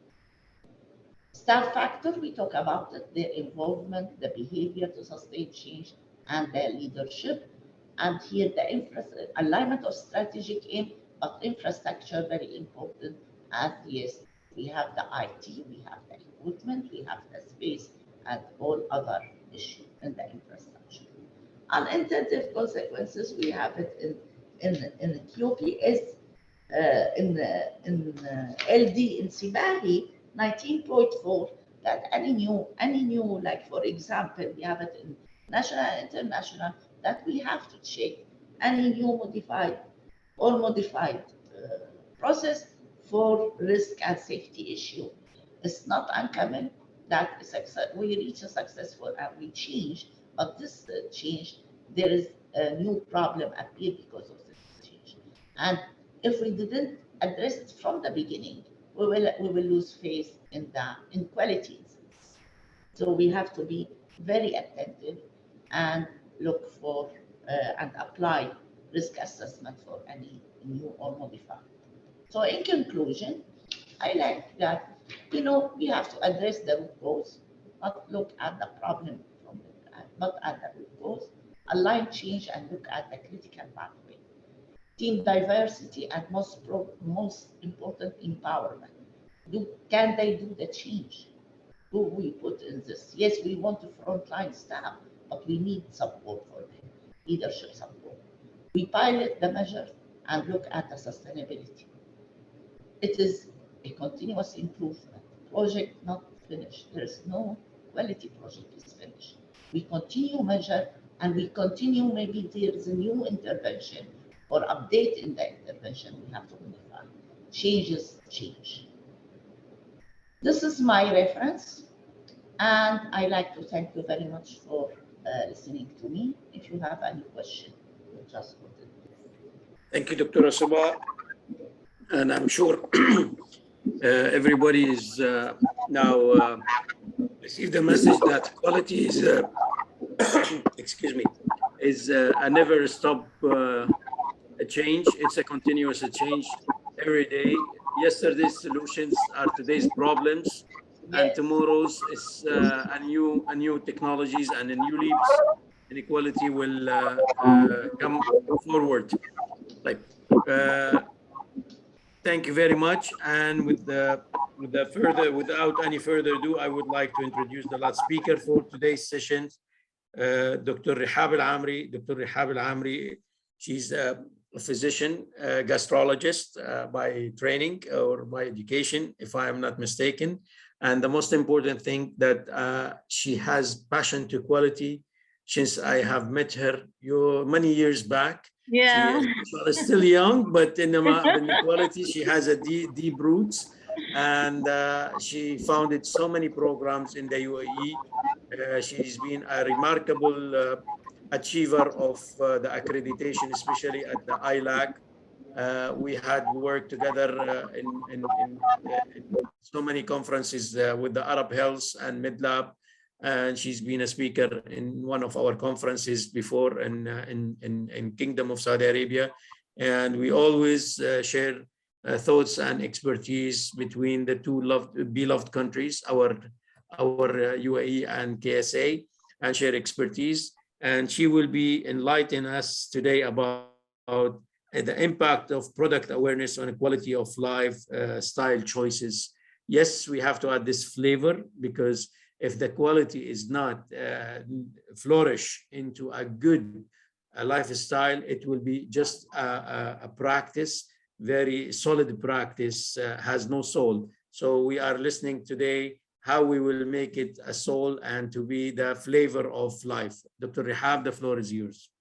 شكرا دكتور نشأت. السلام عليكم ورحمة الله تعالى وبركاته, and good evening everyone. Thank you very much, Dr. Nashat. Thank you, Mr. President. Thank you for Saudi Quality Council for inviting me.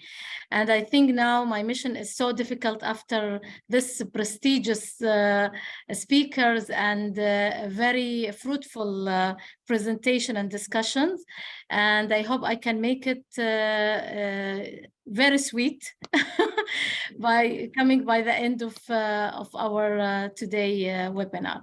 So let me share first my my slides. So thank you for the introduction, Dr. Nashat. And as you said, we have been in many occasions working and actually seeding the knowledge, as you already remember, about equality. And I thought today to take you a little bit outside the hospital and thinking about the patient as an individual living his life before coming to the hospital, as we used to be at the last scene and the last chapter of any patients coming to us. So I thought that let's think a little bit outside the hospital walls and just thinking what to do and how we can improve quality of life by making better choices for any individual, including us. So today's presentation, I will scratch a little bit on the surface of what is the fundamental requirement that shape any product by any chosen by any consumer, and this requirement whether at the national level or international level. Also, what global initiatives has been done toward improving quality of a product and improving the population diet, making them moving toward healthier choices. Also, what influence consumer poor quality diet and poor choices. Some studies from different parts of the world, as well as reflecting the consumers' behaviors and belief. And finally, after understanding all these components and challenges, whether at the individual level or even at an institutional level, how we can move forward. So basically, we all of us considered as a consumer, and we all of us at one point or another, we might visit the hospital, whether visiting our relative, our family member, or even being a patient at one point. So before reaching to this stage, being a consumer, living our life and every day, what we actually looking forward when we are selecting any product, okay? And I took one of a very important and main sector, which is the food and beverages, which is maybe considered more than 70% of the reason why people reaching to the hospital. So if me, I, or any one of you wanted to go and select a product, we looked into the product which is, cheap and easy to be accessible. It needed to be also fit for my purpose. It needed to be safe. It needed to be appealing, taste good, good quality, and it needed to be trustable. So me as a consumer, having a plenty of needs, and I have a lot of voices that needed to be listened by the institute who played a role in providing this product, whether they are the manufacturer or they are the retailer or they are the government who are setting a requirement and regulation to give me that product and put it on the shelf in a way that it fulfill my need, but at the same time it's safe. So in order to listen to these voices and to fulfill all these needs, we have to have a regulation and a standardization that make sure that every product at the market is safe, reliable, up to the quality standard and conforming for all needs.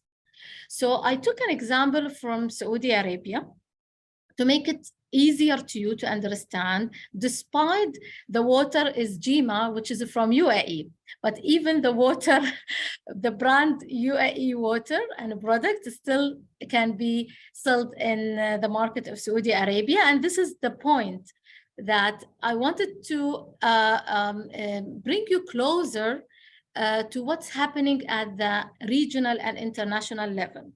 So if you have a product of a water, okay, this water as a product, it has a requirement.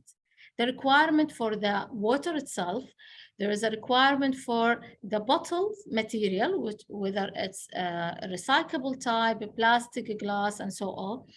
There is also a measurement for that bottle. So whether it is 200 ml, 300 ml, there is a measurement of the lead, okay, with the bottle. So we make sure that it will sealed in a correct way and there is no any dripping from that bottle. And in order to make sure that all the requirement has been fulfilled and this product is up to the quality and safe, it needed to go through testing and certification and validation and accreditation. And this is a process which will be go through the product since the selection of the materials across the supply chain until this product reach to the market and to your home. And indeed, in Saudi Arabia, we have strongest, prestigious, reliable institute, which is Saudi Standardization and Metrology and Quality, SASO. And in each Gulf country, there is a peers organization similar to this. And this organization is responsible to make sure that any product in the market is fulfilling the requirement and went through all testing and validation that make it safe. But still, this is a minimum requirement. And minimum requirement doesn't mean it is low. It means that this is the requirement that make it safe for that specific product to be in the market. Then you need to go for another authority. And I took a different examples, one example from UAE, from the capital, Emirates of Abu Dhabi. And another example also, I took it from India. And there is plenty of also of examples in the rest of the world, okay? And you can please Google the authority responsible for labeling of a product in Saudi Arabia. Because in some countries, there is this mission is a little bit scattered and distributed between two different authorities. It could be like health authority or municipalities and quality and conformity council authority, or it could be centralized in one organization. So coming to the label, after producing this product, ensuring that it's safe, that you can consume it, then the labeling process will come. And the label process will carry all the information that needed to be delivered to the consumer, okay? From the nutrients, whether there is any ingredient that might cause allergy, whether it's halal or not. So all these information will be in that label, and it is by law, it's a must. Okay, now there's a minimum requirement for that label, and this will vary between country to the country based on their maturity, based on their wellness and strategic goals, based on the collaboration between different authority like health authority, food and drug authority, based on many things, okay, based on their vision toward better life and quality of life to their society and population.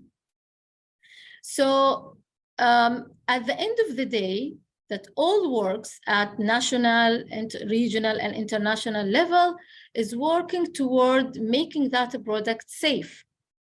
But there is more effort nowadays toward what is the importance of that labeling. Why? Because it has been found that the first contact between the product and the consumer is that label. And they found that there is a lot of misbranding for healthy food, organic food, best food for your gut, best food for your heart. It has been scattered and spread across the market, and there is no regulation. And this is what misleads the consumer to choose the healthy food from unhealthy food. So I give you an example of one of a simple food ingredients which has been misunderstood by many of us. And if there is one take-home message that I want you to take from today, just try to understand how to read a food label. So many juices, you will find it in the label, it claims that it is low sugar or sugar-free. But you need really to go through the ingredients and to go through every single information to understand whether this juice is really sugar-free or it has an adding sugar. And this is a simple example about what does it mean sugar-free. So sugar-free, it contains less than 0.5 gram of sugar. It can also called free of sugar or sugarless. There is also a reduced sugar, which has at least 25% less sugars than the regular version of that product. There is also no added sugar or zero sugar, which means that there is no any adding sugar or any adding an artificial ingredient that it has any sweetened flavor during the manufacturing, processing, or packaging of the product. And there is also the total sugar, which is the sum of all above if it is appeared in that product.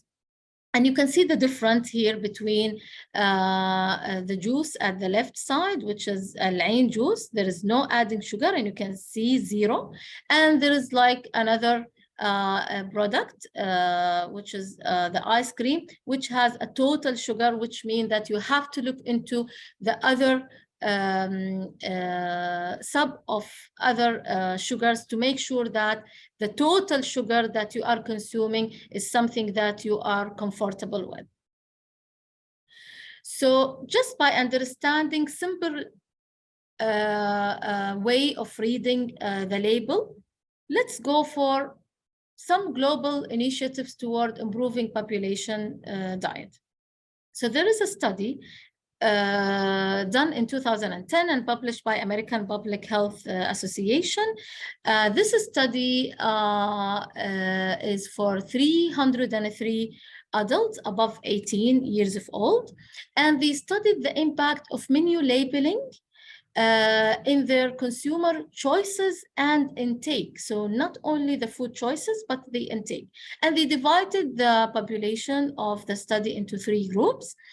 Group A, they provide to them a menu without any calorie labels, and they found them that they consume a higher than recommended daily intake for an average adult.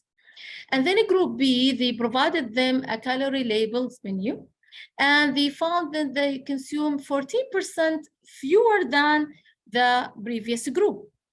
But those in the last group who provided them calorie label and recommended daily calories intake, they found them that they consume calories less than 250 from the average other group. And this is very important for every one of us. Everyone is working in a healthcare, or everyone who is working in an authority that can influence the health of the population, that the dialogue, as my colleague in the first presentation said, that you need to create this kind of a dialogue, of a discussion, of understanding, because the more information you give, the more ownership for the patient to make him able to be responsible for his or her choices. It's not about just giving them an order that as the doctor is living in a superior level and dealing with the patient as they are in an inferior level. We are in an open world. Patient coming to us, they do understand what's going on about their health. They read the word and the globalization, and the ChatGPT is enough to tell to the individual, okay, about what is right and what is wrong. So we have to open such a dialogue and to keep this trust in our patient that they are able to make a choices if we give them enough information. So one also more studies done at the international level by UNICEF, and this has been done in 2017. The direction and the approach for this study is considering the food labeling as one of a very important strategy that can influence consumer to make a healthier decision regarding their food choices. And they did this study just targeting low and middle socioeconomic countries, because they found that 80% of the death due to non-communicable disease occurred in those countries, and food labelings play a major role in this result. The location was in Latin America, and they chose Mexico, Argentina, Chile, and Costa Rica. They released the result in 2016, and in purpose to raise, in purpose of finding that there is a rising rate of obesity, which has indirect and sometimes direct relation with non-communicable diseases. What they found? First of all, they took 10,000 products, okay, and this 10,000 product, they took 600 photos of a pre-packaging labeling randomly from all over those countries. And then they list all the ingredients, the nutrition informations, country of origin, and any disclosure of any particular ingredient that might cause any problem to the health.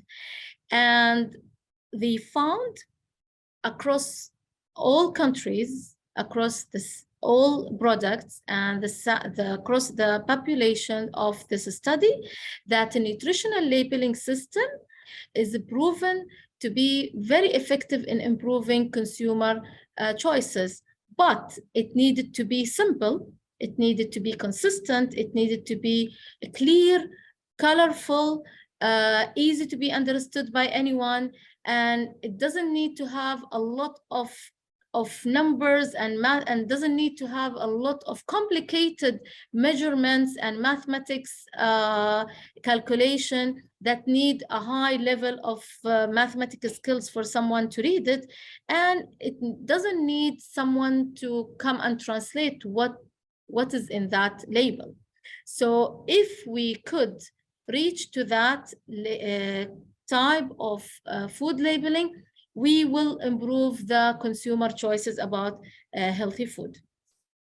And the most important motive they found it from this study for an individual, that a part of the product is priceless and it tastes good and appears good, the nutritional content is very important when it has all these characteristics and properties in that label. Later on, UNICEF also adopted a big project across all the members of the UNICEF, which is responsible on also trying to set up a policy and the guidelines for nutritional label for food across member state of UNICEF.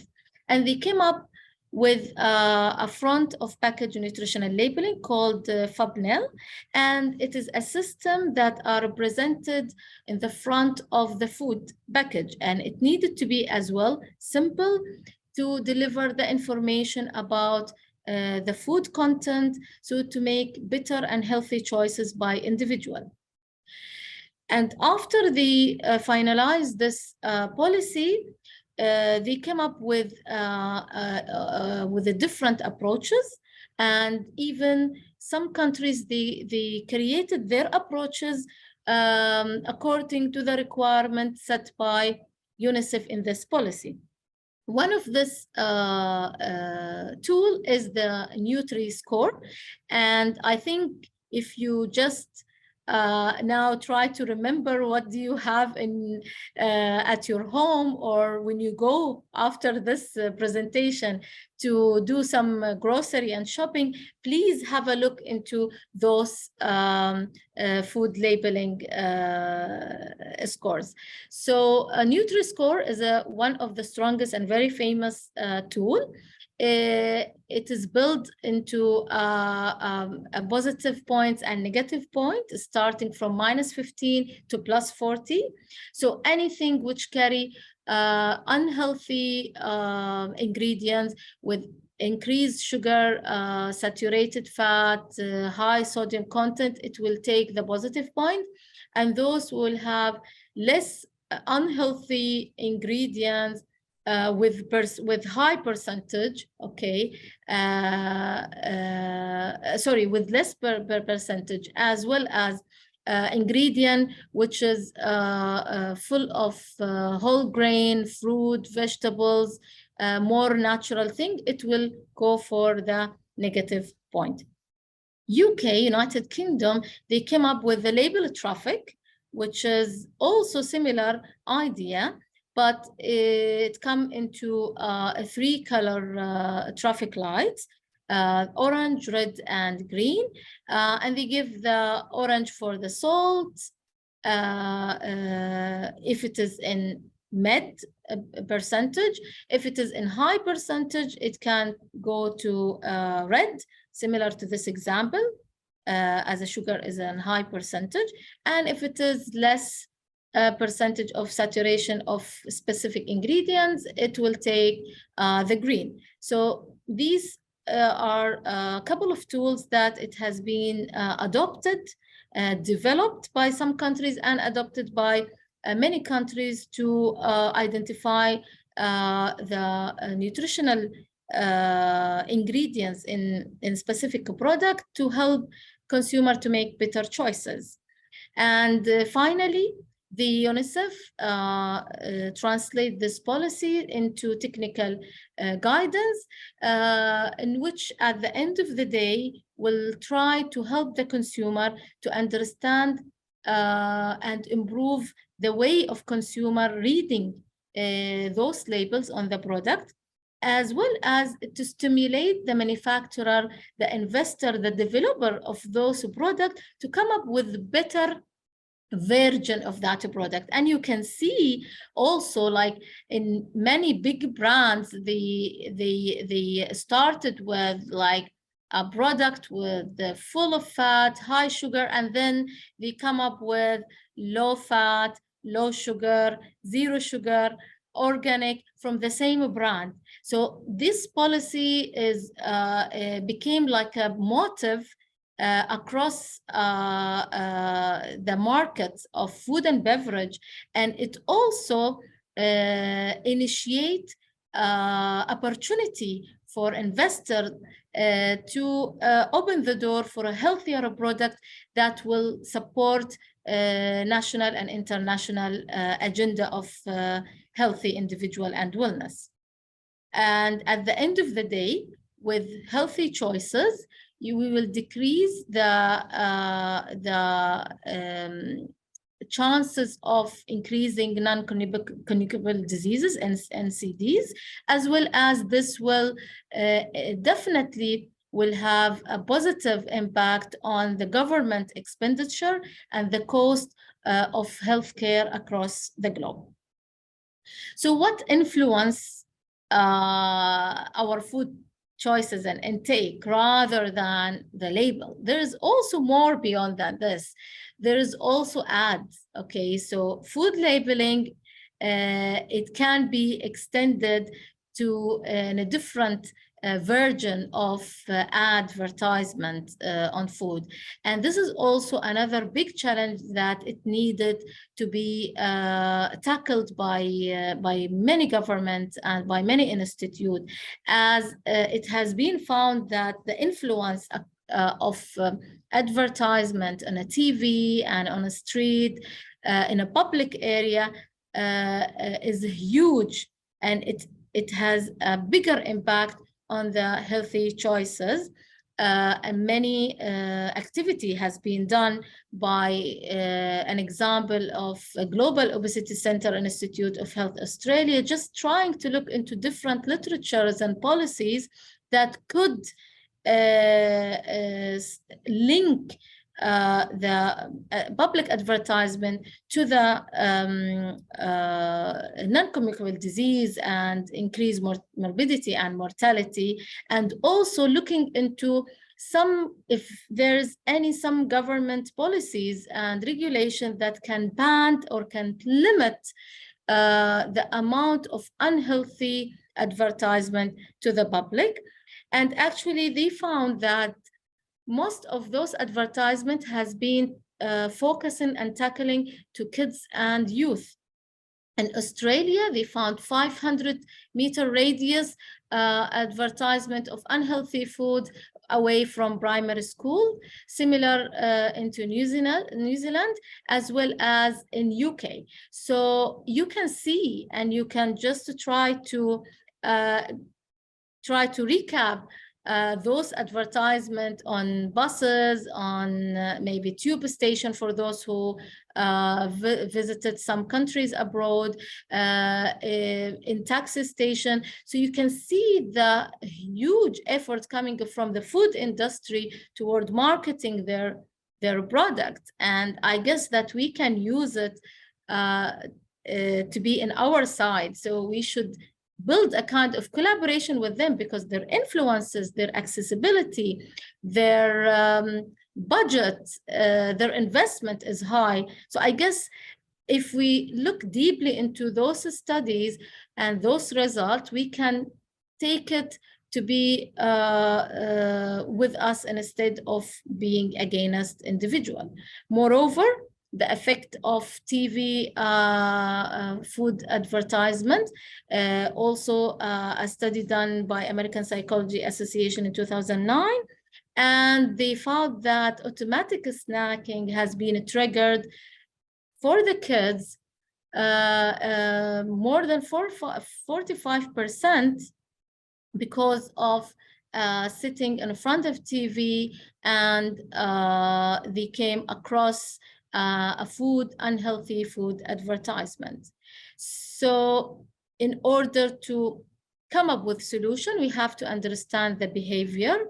And this will take us to understanding, as people who are working in healthcare, that we have to change our mindset. We have to change the way of how we deal, how we advise patients, because patients and any person want to know what is for me now. And this is also an example of a study when they are asking the patient about whether they are quitting smoking or not smoking, and they gave them different years, and none of them actually they show any interest to quit smoking, because many of them, they don't consider, okay, what will happen to them after 10, 20, or 30 years. What they are consider is the pleasure that the smoke and the nicotine is giving to them now. So if we do understand the consumer behavior, if you understand individual behavior, we can link the mission and the goal of healthy choices to what is in it for them now. So if we are talking about healthier choices, we have to see what is in it for the skin now. Like if a young lady coming with an issue in her skin, the health belief models, it need to be combined with a value in order to make better choices. So finally, another study which is done about why people are selecting junk food, and the answer was because it's convenient, it is what people like, it tastes good, it is heavily advertised, okay, and it is also affordable. Actually, junk food are very cheap in comparison to nice, fancy, healthy food. So this is also will give us an idea in how we can get the benefit of this result to work toward our goals. And also finally, to understand that the food choices is not about only the person and that good. It's about a full picture. It's an environment. It's where those children live, where they grow. Is there is any better choices? Is there is an accessible choices? It is easier choices. Is it visible? Is there is a support from health and government institute toward giving some incentive for those who are providing healthier choices? So in order to move forward and to make better choices, we have to understand how this product and food attained by consumer, so we can really work together with all key players to support healthier choices, maybe developing some regulation that might ban unhealthy choices, putting extra taxes, and this is what similar to what happened in UAE, putting extra taxes on fuzzy drink and soft drinks and cigarettes, maybe give more incentive for programs that support healthier choices, raise the awareness also toward how individuals should choose a product and what is the benefit for it now, and bringing the value of the healthy food among children and adolescents, and to try to build a resilient system of healthy lifestyle. So by this, I conclude my presentation. Indeed, not with this screen of fries and burger, but with a screen of Great Mosque in Abu Dhabi. Thank you very much. You're most welcome. Thank you very much, Dr. Rehab. Really, it is a nice summary of everything when it comes to the quality. That the quality, of course, the consumers market, it's more well established than the service market because of the human factor, and the standardization is very, very robust when it comes to the product sometimes. And I like the green colors and the label for the ABCD, that one, and or the as well the negative point, the positive points.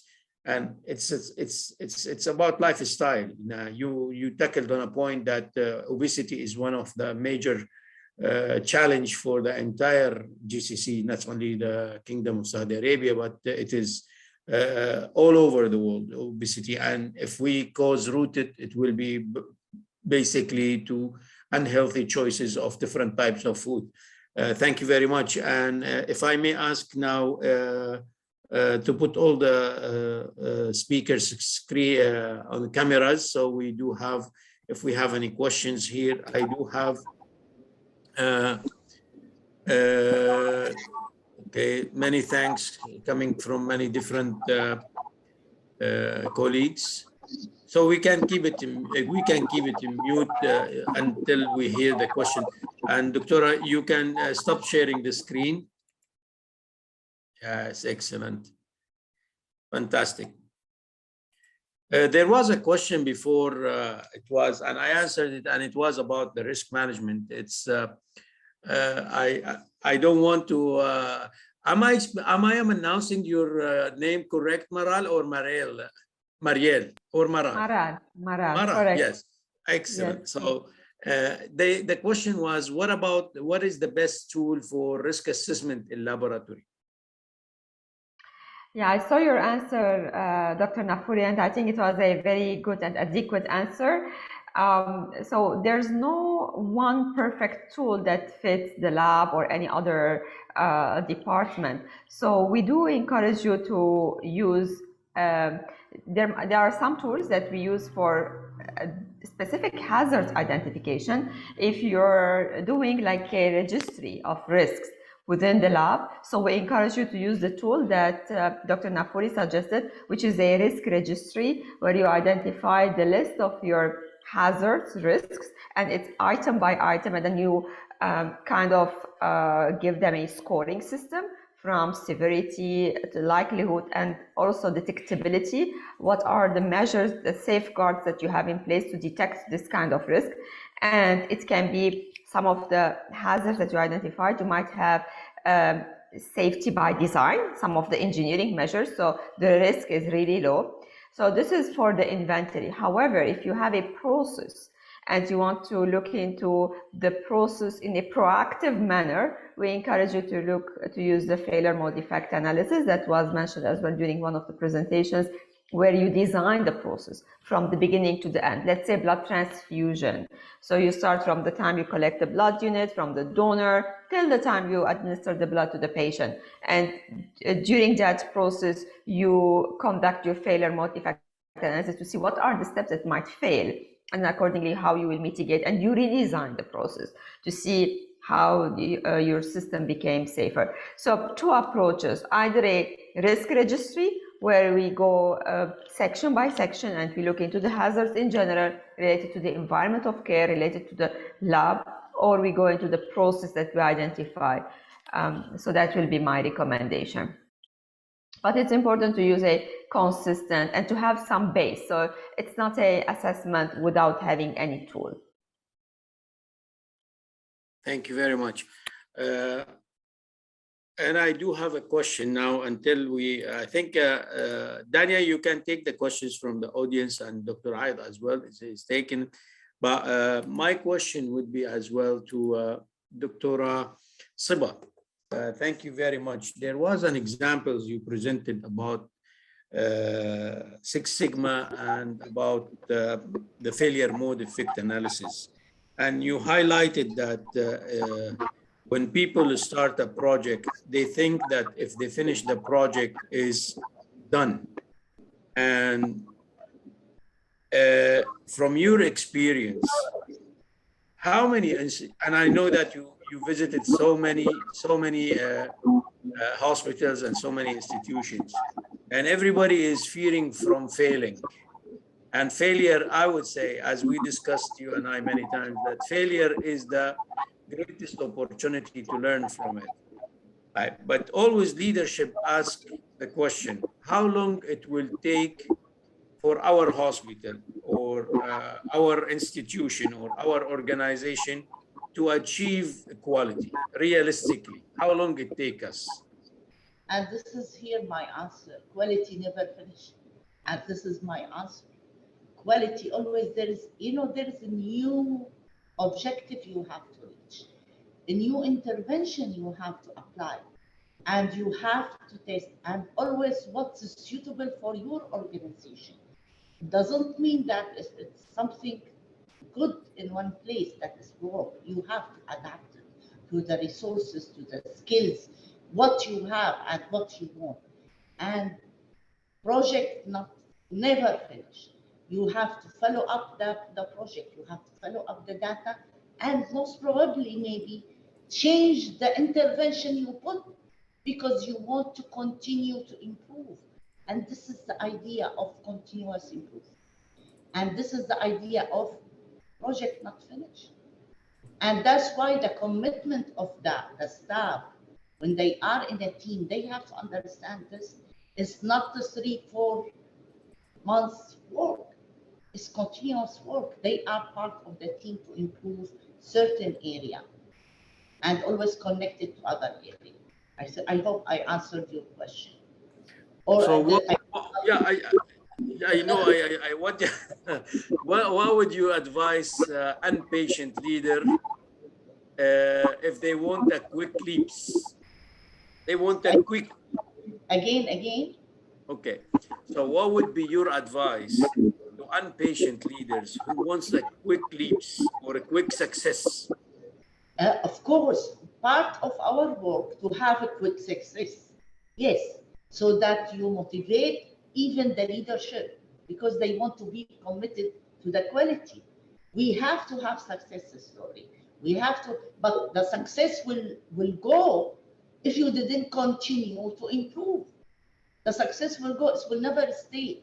People move, objective change, even the national objective change. So we have to continue searching, check what others did, and always check to do better.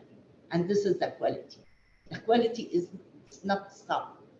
We never finish quality. And this is yes. What I feel. We have to believe this to improve. Do you think if we link, because leaders always would like to, aside from the success stories that they want, they always look for the cost. And majority of our colleagues in the healthcare, they think that quality is very expensive. While if I take it in another way, how do we convince them as a quality professional that the quality cost, the quality, when you practice quality cost, which is what we discussed, the appraisal, the prevention, internal failure and external failure, and the rule of 20-80, how they want to see it tangible. Dr. Nashad, the no quality will cost much, much more. Of for course. Patient safety, for staff safety, for the care we are giving, no quality will cost much more. Of course, when we do our calculation, we have to do it, yes, the standard request, like in JC, I requested one of the hospital-wide project has to have cost benefit analysis. But in my experience, in my what I do, is really each project, I do cost benefit analysis. And each project, part of the project, really, we look at what the cost, what the benefit, and very important, as I said, and it's never discussed even, is the opportunity cost. We do prioritization of project. We choose certain project we will do. Yes, is it one of the item is easy to achieve it because this is the win story, but also the other and the opportunity for other. If I took this improvement, what other improvement I will not be able to do. This is very important. Excellent. Thank you. Speaking of this, Ms. Sara, if I know that you do a lot of, it's obvious, a lot of assessment through surveys and Presgeni and Plaintree, and it is costly. But have you ever come across an experience how much would cost the failure, the internal failure or external failure, compared to spending more money on the survey itself? Well, actually, Dr. Nash, the survey will show us always where is the opportunity for improvements. So no, there is no failure for gathering data, for listening to the patient voice. We don't have only Presgeni, as I mentioned before. There is a complaint, there is a lot of other sources. But when you see that all of the sources saying the same thing, that we have a problem in the same area, this will show you that, yes, we have the big opportunity for improvement for specific area. So there is no failure for tracking data or receiving data or even spending data on how to collect this data from any kind or any type of sources. Okay. Marale, I know that the Joint Commission recently have introduced scoring for the risk. I have attended, not this year, it was, I think, before COVID, there was a movement toward saying how much is riskier or the risk in this institution. So how this is initiatives impacting or improving the accreditation, the Joint Commission accreditation, and did this concept move forward and started to be applied in our region? Yeah, thank you for the question. This is one of the tools we're using since few years, as you mentioned, Dr. Nafuri, to present the results of a survey. And it's basically called the SAFER matrix, where every finding that we observe within an organization, we categorize it into several categories. Either it's a widespread finding where we observe in many departments, and it's a high risk with direct threat to life to patients, and we identify those in a red zone, which is it's a kind of a heat map representation where the leaders, they will know that those are their priority areas. And then we do have a second category, which are the moderate findings, which is a limited, not hospital-wide, and the impact is not, impact is either moderate or low. And then, of course, the low priority. So this way, organizations, they will know where to put their efforts. Today, we all know that healthcare organizations, they have very limited resources, and they need to do their prioritization, so they cannot work on everything at the same time. But there are certain things they are high risk for patients and they need to tackle it at the beginning. And that safer matrix will give that information easily to the leaders. But I would like as well to add one more thing to the previous question that it was asked regarding how much quality can cost.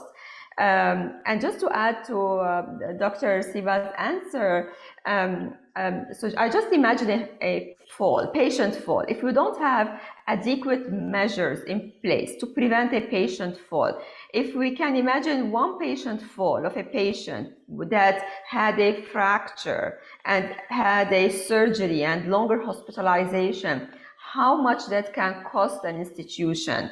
And if we multiply that with number of falls we see, plus the number of infections, if we don't have adequate measures to prevent infections. So if we calculate those, they are really monetary values. If we don't have proper surveillance, what is the impact to have high rate of infections? Today, and this is one of the Joint Commission initiatives, we're also working about the zero harm concept. So it's not acceptable to have even one patient fall in hospitals. And this is how we're shifting the concept of only working on projects at a time to Dr. Siba's answer. And it's a continuous, because we want to reach to the level of high reliability organization where the zero harm is the ultimate natural product of what we do in our everyday work. Actually, thank you very much for bringing a subject or a topic I wanted to ask about it, but you brought it yourself, Marale, which is the HRO.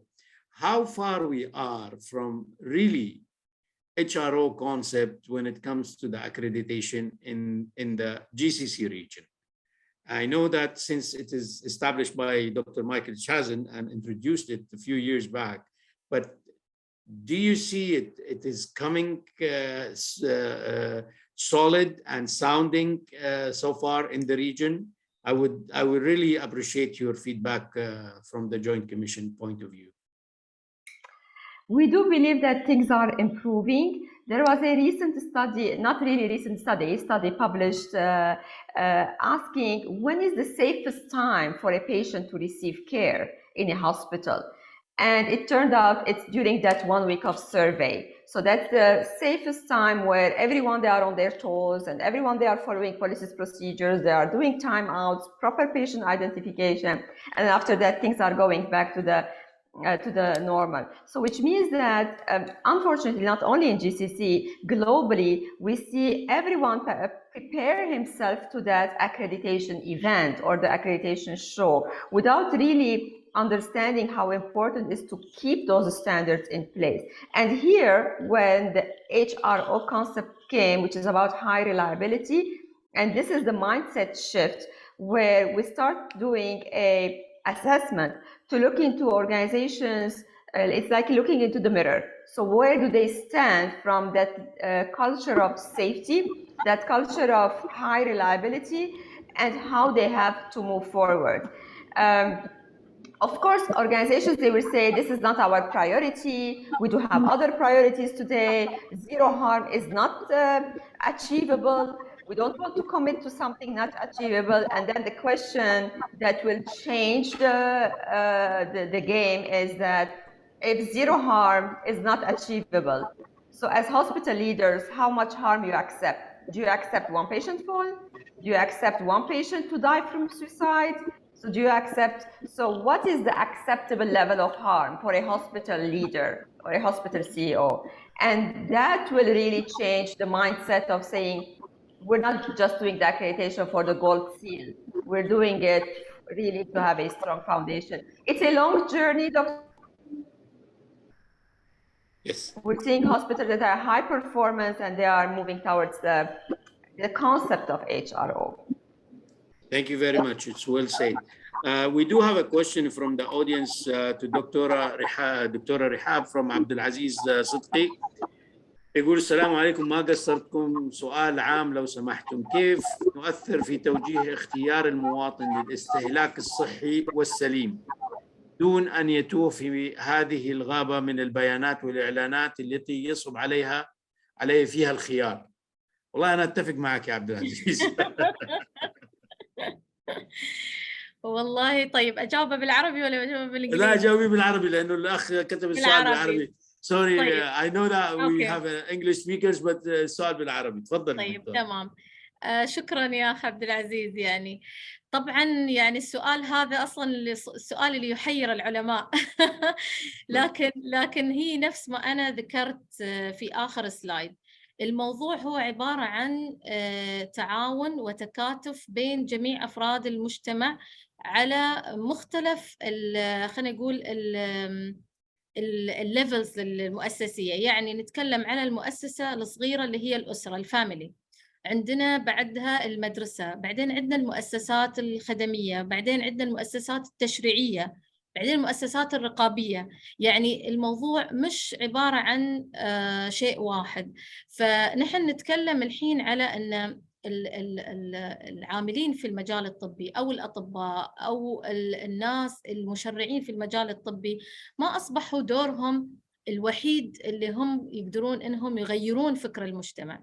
يعني الموضوع عبارة عن collaborative. لهذا في كثير من الجهود اللي صارت على مستوى الوطني في دول الخليج وعلى مستوى المنطقة بشكل عام، سواء في مجالس دول التعاون الخليجي، سواء على أيضا المنظمة الدول العربية على هذا المستوى، أيضا على منظمة OIC اللي هي Organization of Islamic Country اللي هي الدول الإسلامية.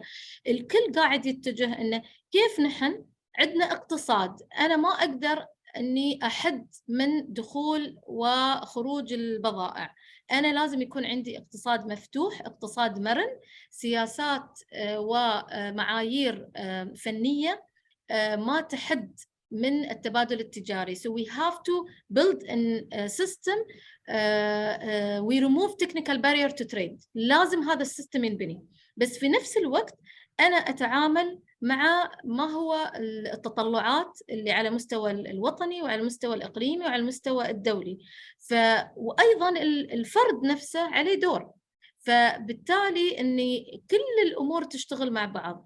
المؤسسات التشريعية تضع نظام taxation تم تطبيقه في الإمارات، أعتقد السعودية بدأت يمكن عليه في بعض البضائع، خلينا نقول اللي هي الانرجيك درينك اللي هي نفس ريد بول وغيرها، هذه الأشياء اللي فيها سكر مضاف بدرجة عالية، زيادة الأسعار على هذه. ففي يعني من الجهات التنظيمية تشتغل.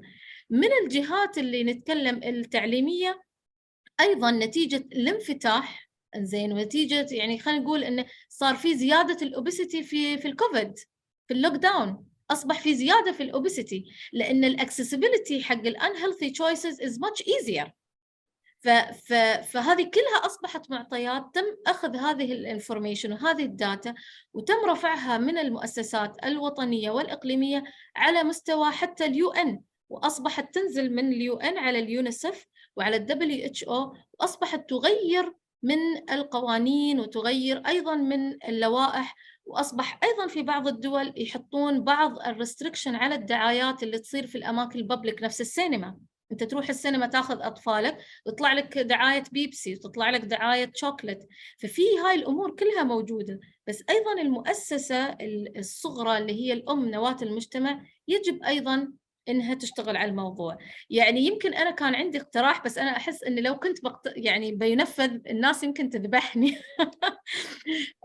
في نوع يعني عندنا في دولة الإمارات طبعا في الانسنتيف أو العلاوة للأطفال.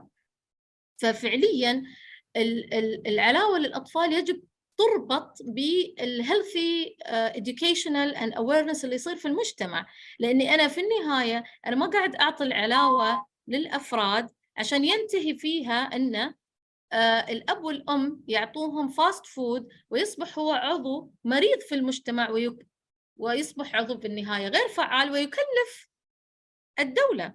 فيعني هي عبارة عن شبكة مخلوطة بتحتاج منا صبر وتحتاج منا وعي. وأعتقد مثل هذه الفعاليات وهذه المؤتمرات وهذا النوع من التواصل اللي يكون في أصوات من مختلف الدول زين أعتقد هي أيضا أحد المنصات اللي تساعد على نشر ثقافة الوعي للاختيار الصحيح. إن شاء الله أكون يعني حاولت إني أوجز. جزاك الله الخير دكتورة. هي بكل بساطة أخ عبد العزيز هي عن موضوع اقرأ. القراءة شيء مهم، يعني هذه أول آية نزلت في القرآن الكريم إنه لابد أن نقرأ. الآن مجبرين إنه نحن نقرأ العلامات والليبلز هذه بحيث إنه نوصل إلى المعلومة الصحيحة. في سؤال من الأخ عندنا هنا، حناخد سؤالين وحنختم بس عشان الوقت، بس إنما most than happy إنه يكون في اتصال فيما بعد بالنسبة للزملاء والزميلات بالأسئلة عن طريق المجلس. سؤال من الأخ عبد الله الحمدان: What are the most challenges faced when handling patient experience in healthcare? لسارة. Very good question, very valid question, because we have a lot, yes, of challenges, but maybe the most important challenge, I can just mention it here, if there is no buy-in from the leaders. So I have worked in other organizations that I saw this slide, that they don't care about the patient voice. They thought that enough the data that they are using to improve the patient care in the institute. While this is not true, we need to hear the patient's voice. We need the buy-in from the leader, from the CEO, from the boards, from the CEO, from everyone in the top management. Cascading this to the bottom must really make sure that the patient voice, staff voice is the most important thing in the organization. Thank you so much. أنا أعتقد إنه الآن هي طبعاً عشان ما نحط بس pressure on the leaders, to be honest with you, everyone has to be a leader. أنا in my philosophy, leadership, yes, it is a skill and can be taught and can be learned, but anybody, even a front person who deliver the right information at the right time to the right patient or to the right person, a colleague or a person in general, he or she is a leader of his practice. So leadership is not only it's meant to be for a certain person because of the position or the political. No, it's a learning curve.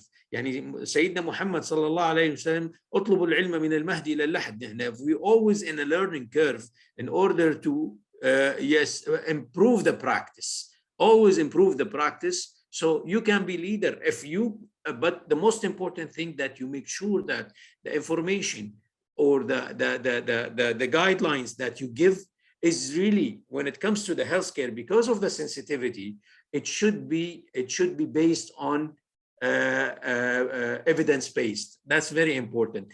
And I would like to conclude with a question, because what all you mentioned is now we are living the transformation era, and we are living in a digitalization era. And I know that all of us, we are suffering from our children being glued to the social media. Even us, look at us, we are now talking over the Zoom. So we are part of it. ولكن I would like to ask Engineer Jawad, in your opinion, how long it will take really for an organization to transform the paperwork or the enormous paperwork that they do have when it comes to the triage, when it comes to the patient journey, into a full solution on the digitalization. So we reduce the number of paper and we save our forest, which we don't have, in order to really generate a data that help everybody to make appropriate decision in healthcare. How long it will take? And how much it will cost later on, I will ask you. Okay, this is very interesting question, and having this question at this time, it means we're gonna spend night together. And I just want you to give us, always we like Okay. figures, 2 years, 3 Yes, years yes. from now and so. Okay, so I will try to conclude. Okay, so we're gonna have quick shadow on time and cost. Let's say more than cost, if you allow me, the effort. Okay. So as time, it depends on many factors. First of all, the readiness of the management, top management, and the commitment. So if the top management has the vision of that transformation, they will be the strong enabler to have that transition from paper environment to digital environment very smooth. And then the practitioners themselves, they have to have the mindset that they would like to get rid of the papers. And now it is not the matter of just we don't want papers. We have to focus what is the objective behind to transit from paper-based to digital environment. Definitely, we want to have to deliver better experience to the patients, and definitely we want to be more productive, and definitely we want to provide more services.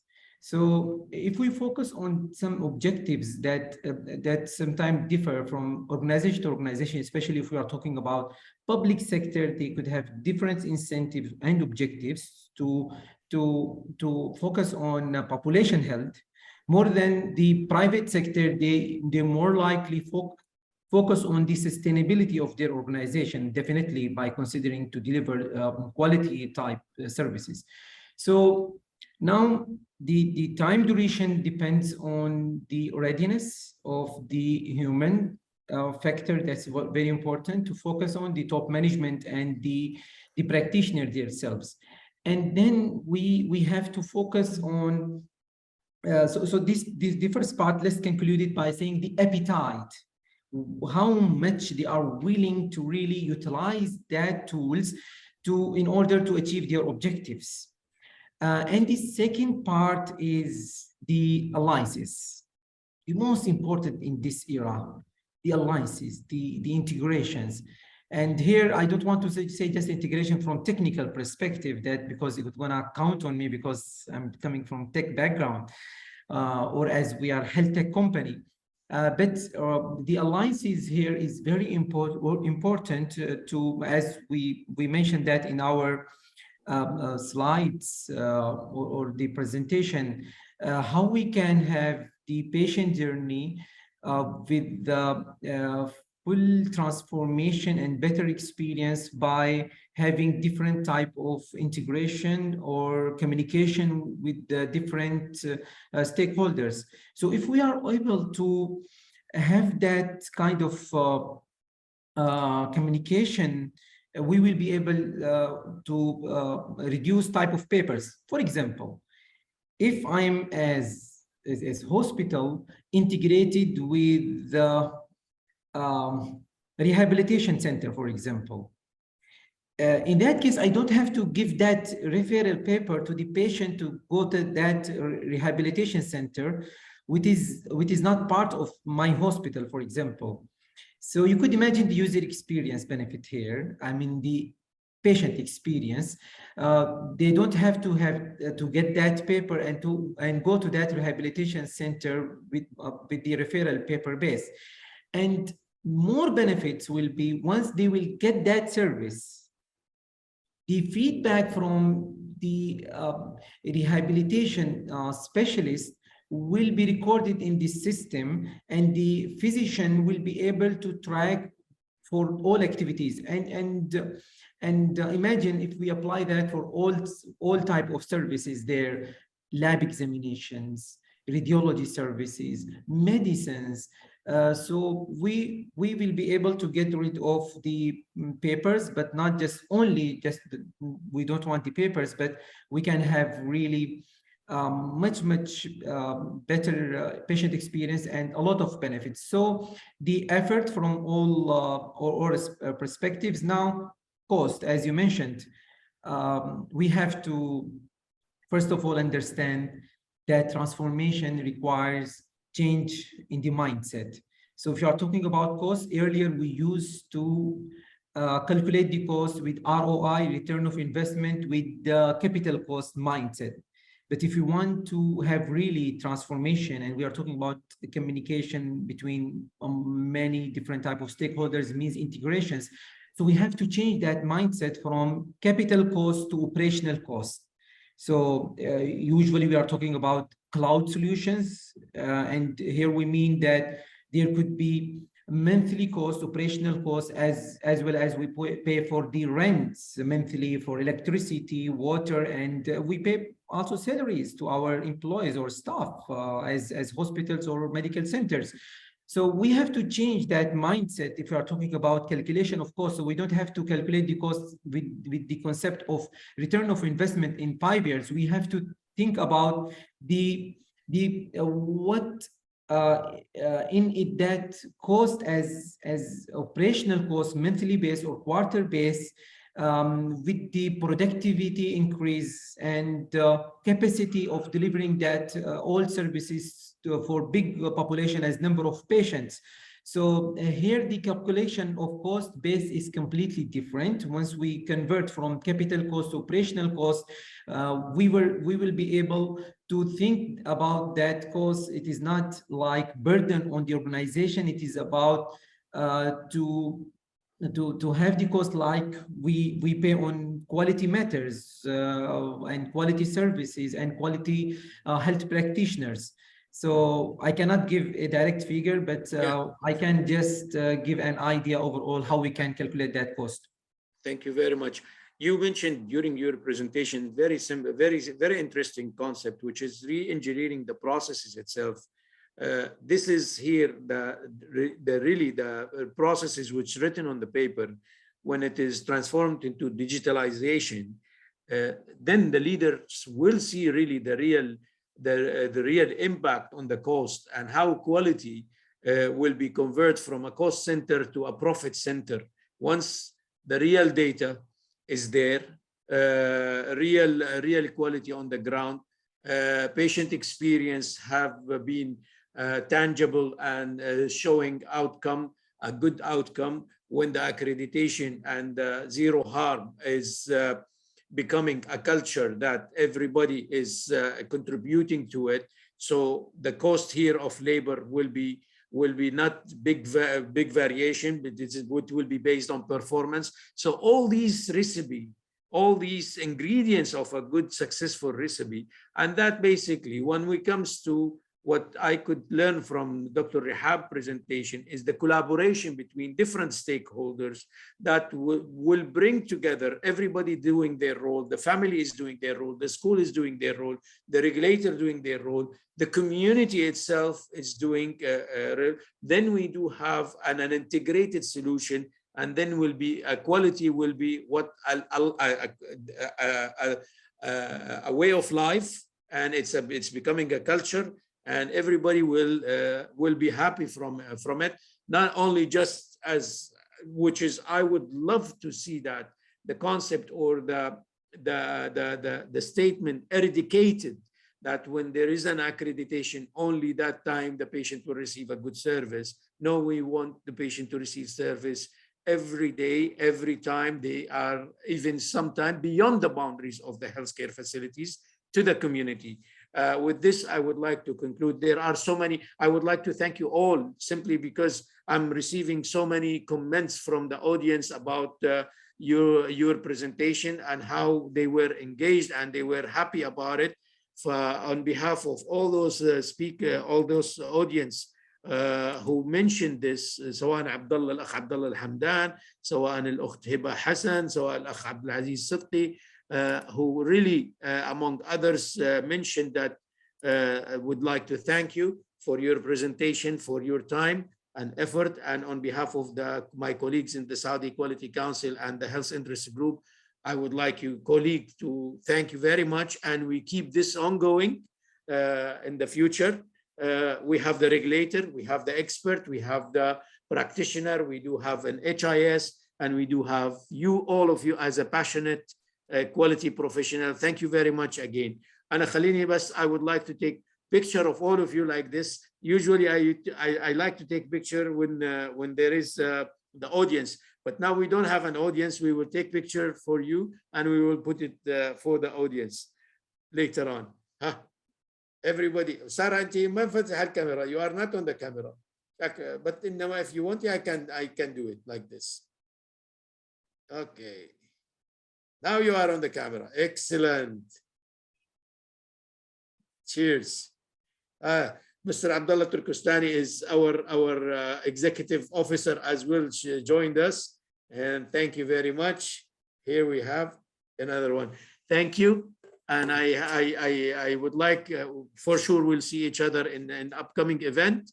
And I will say, have a good evening. Thank you very much. And Assalamu alaikum wa rahmatullah wa barakatuh.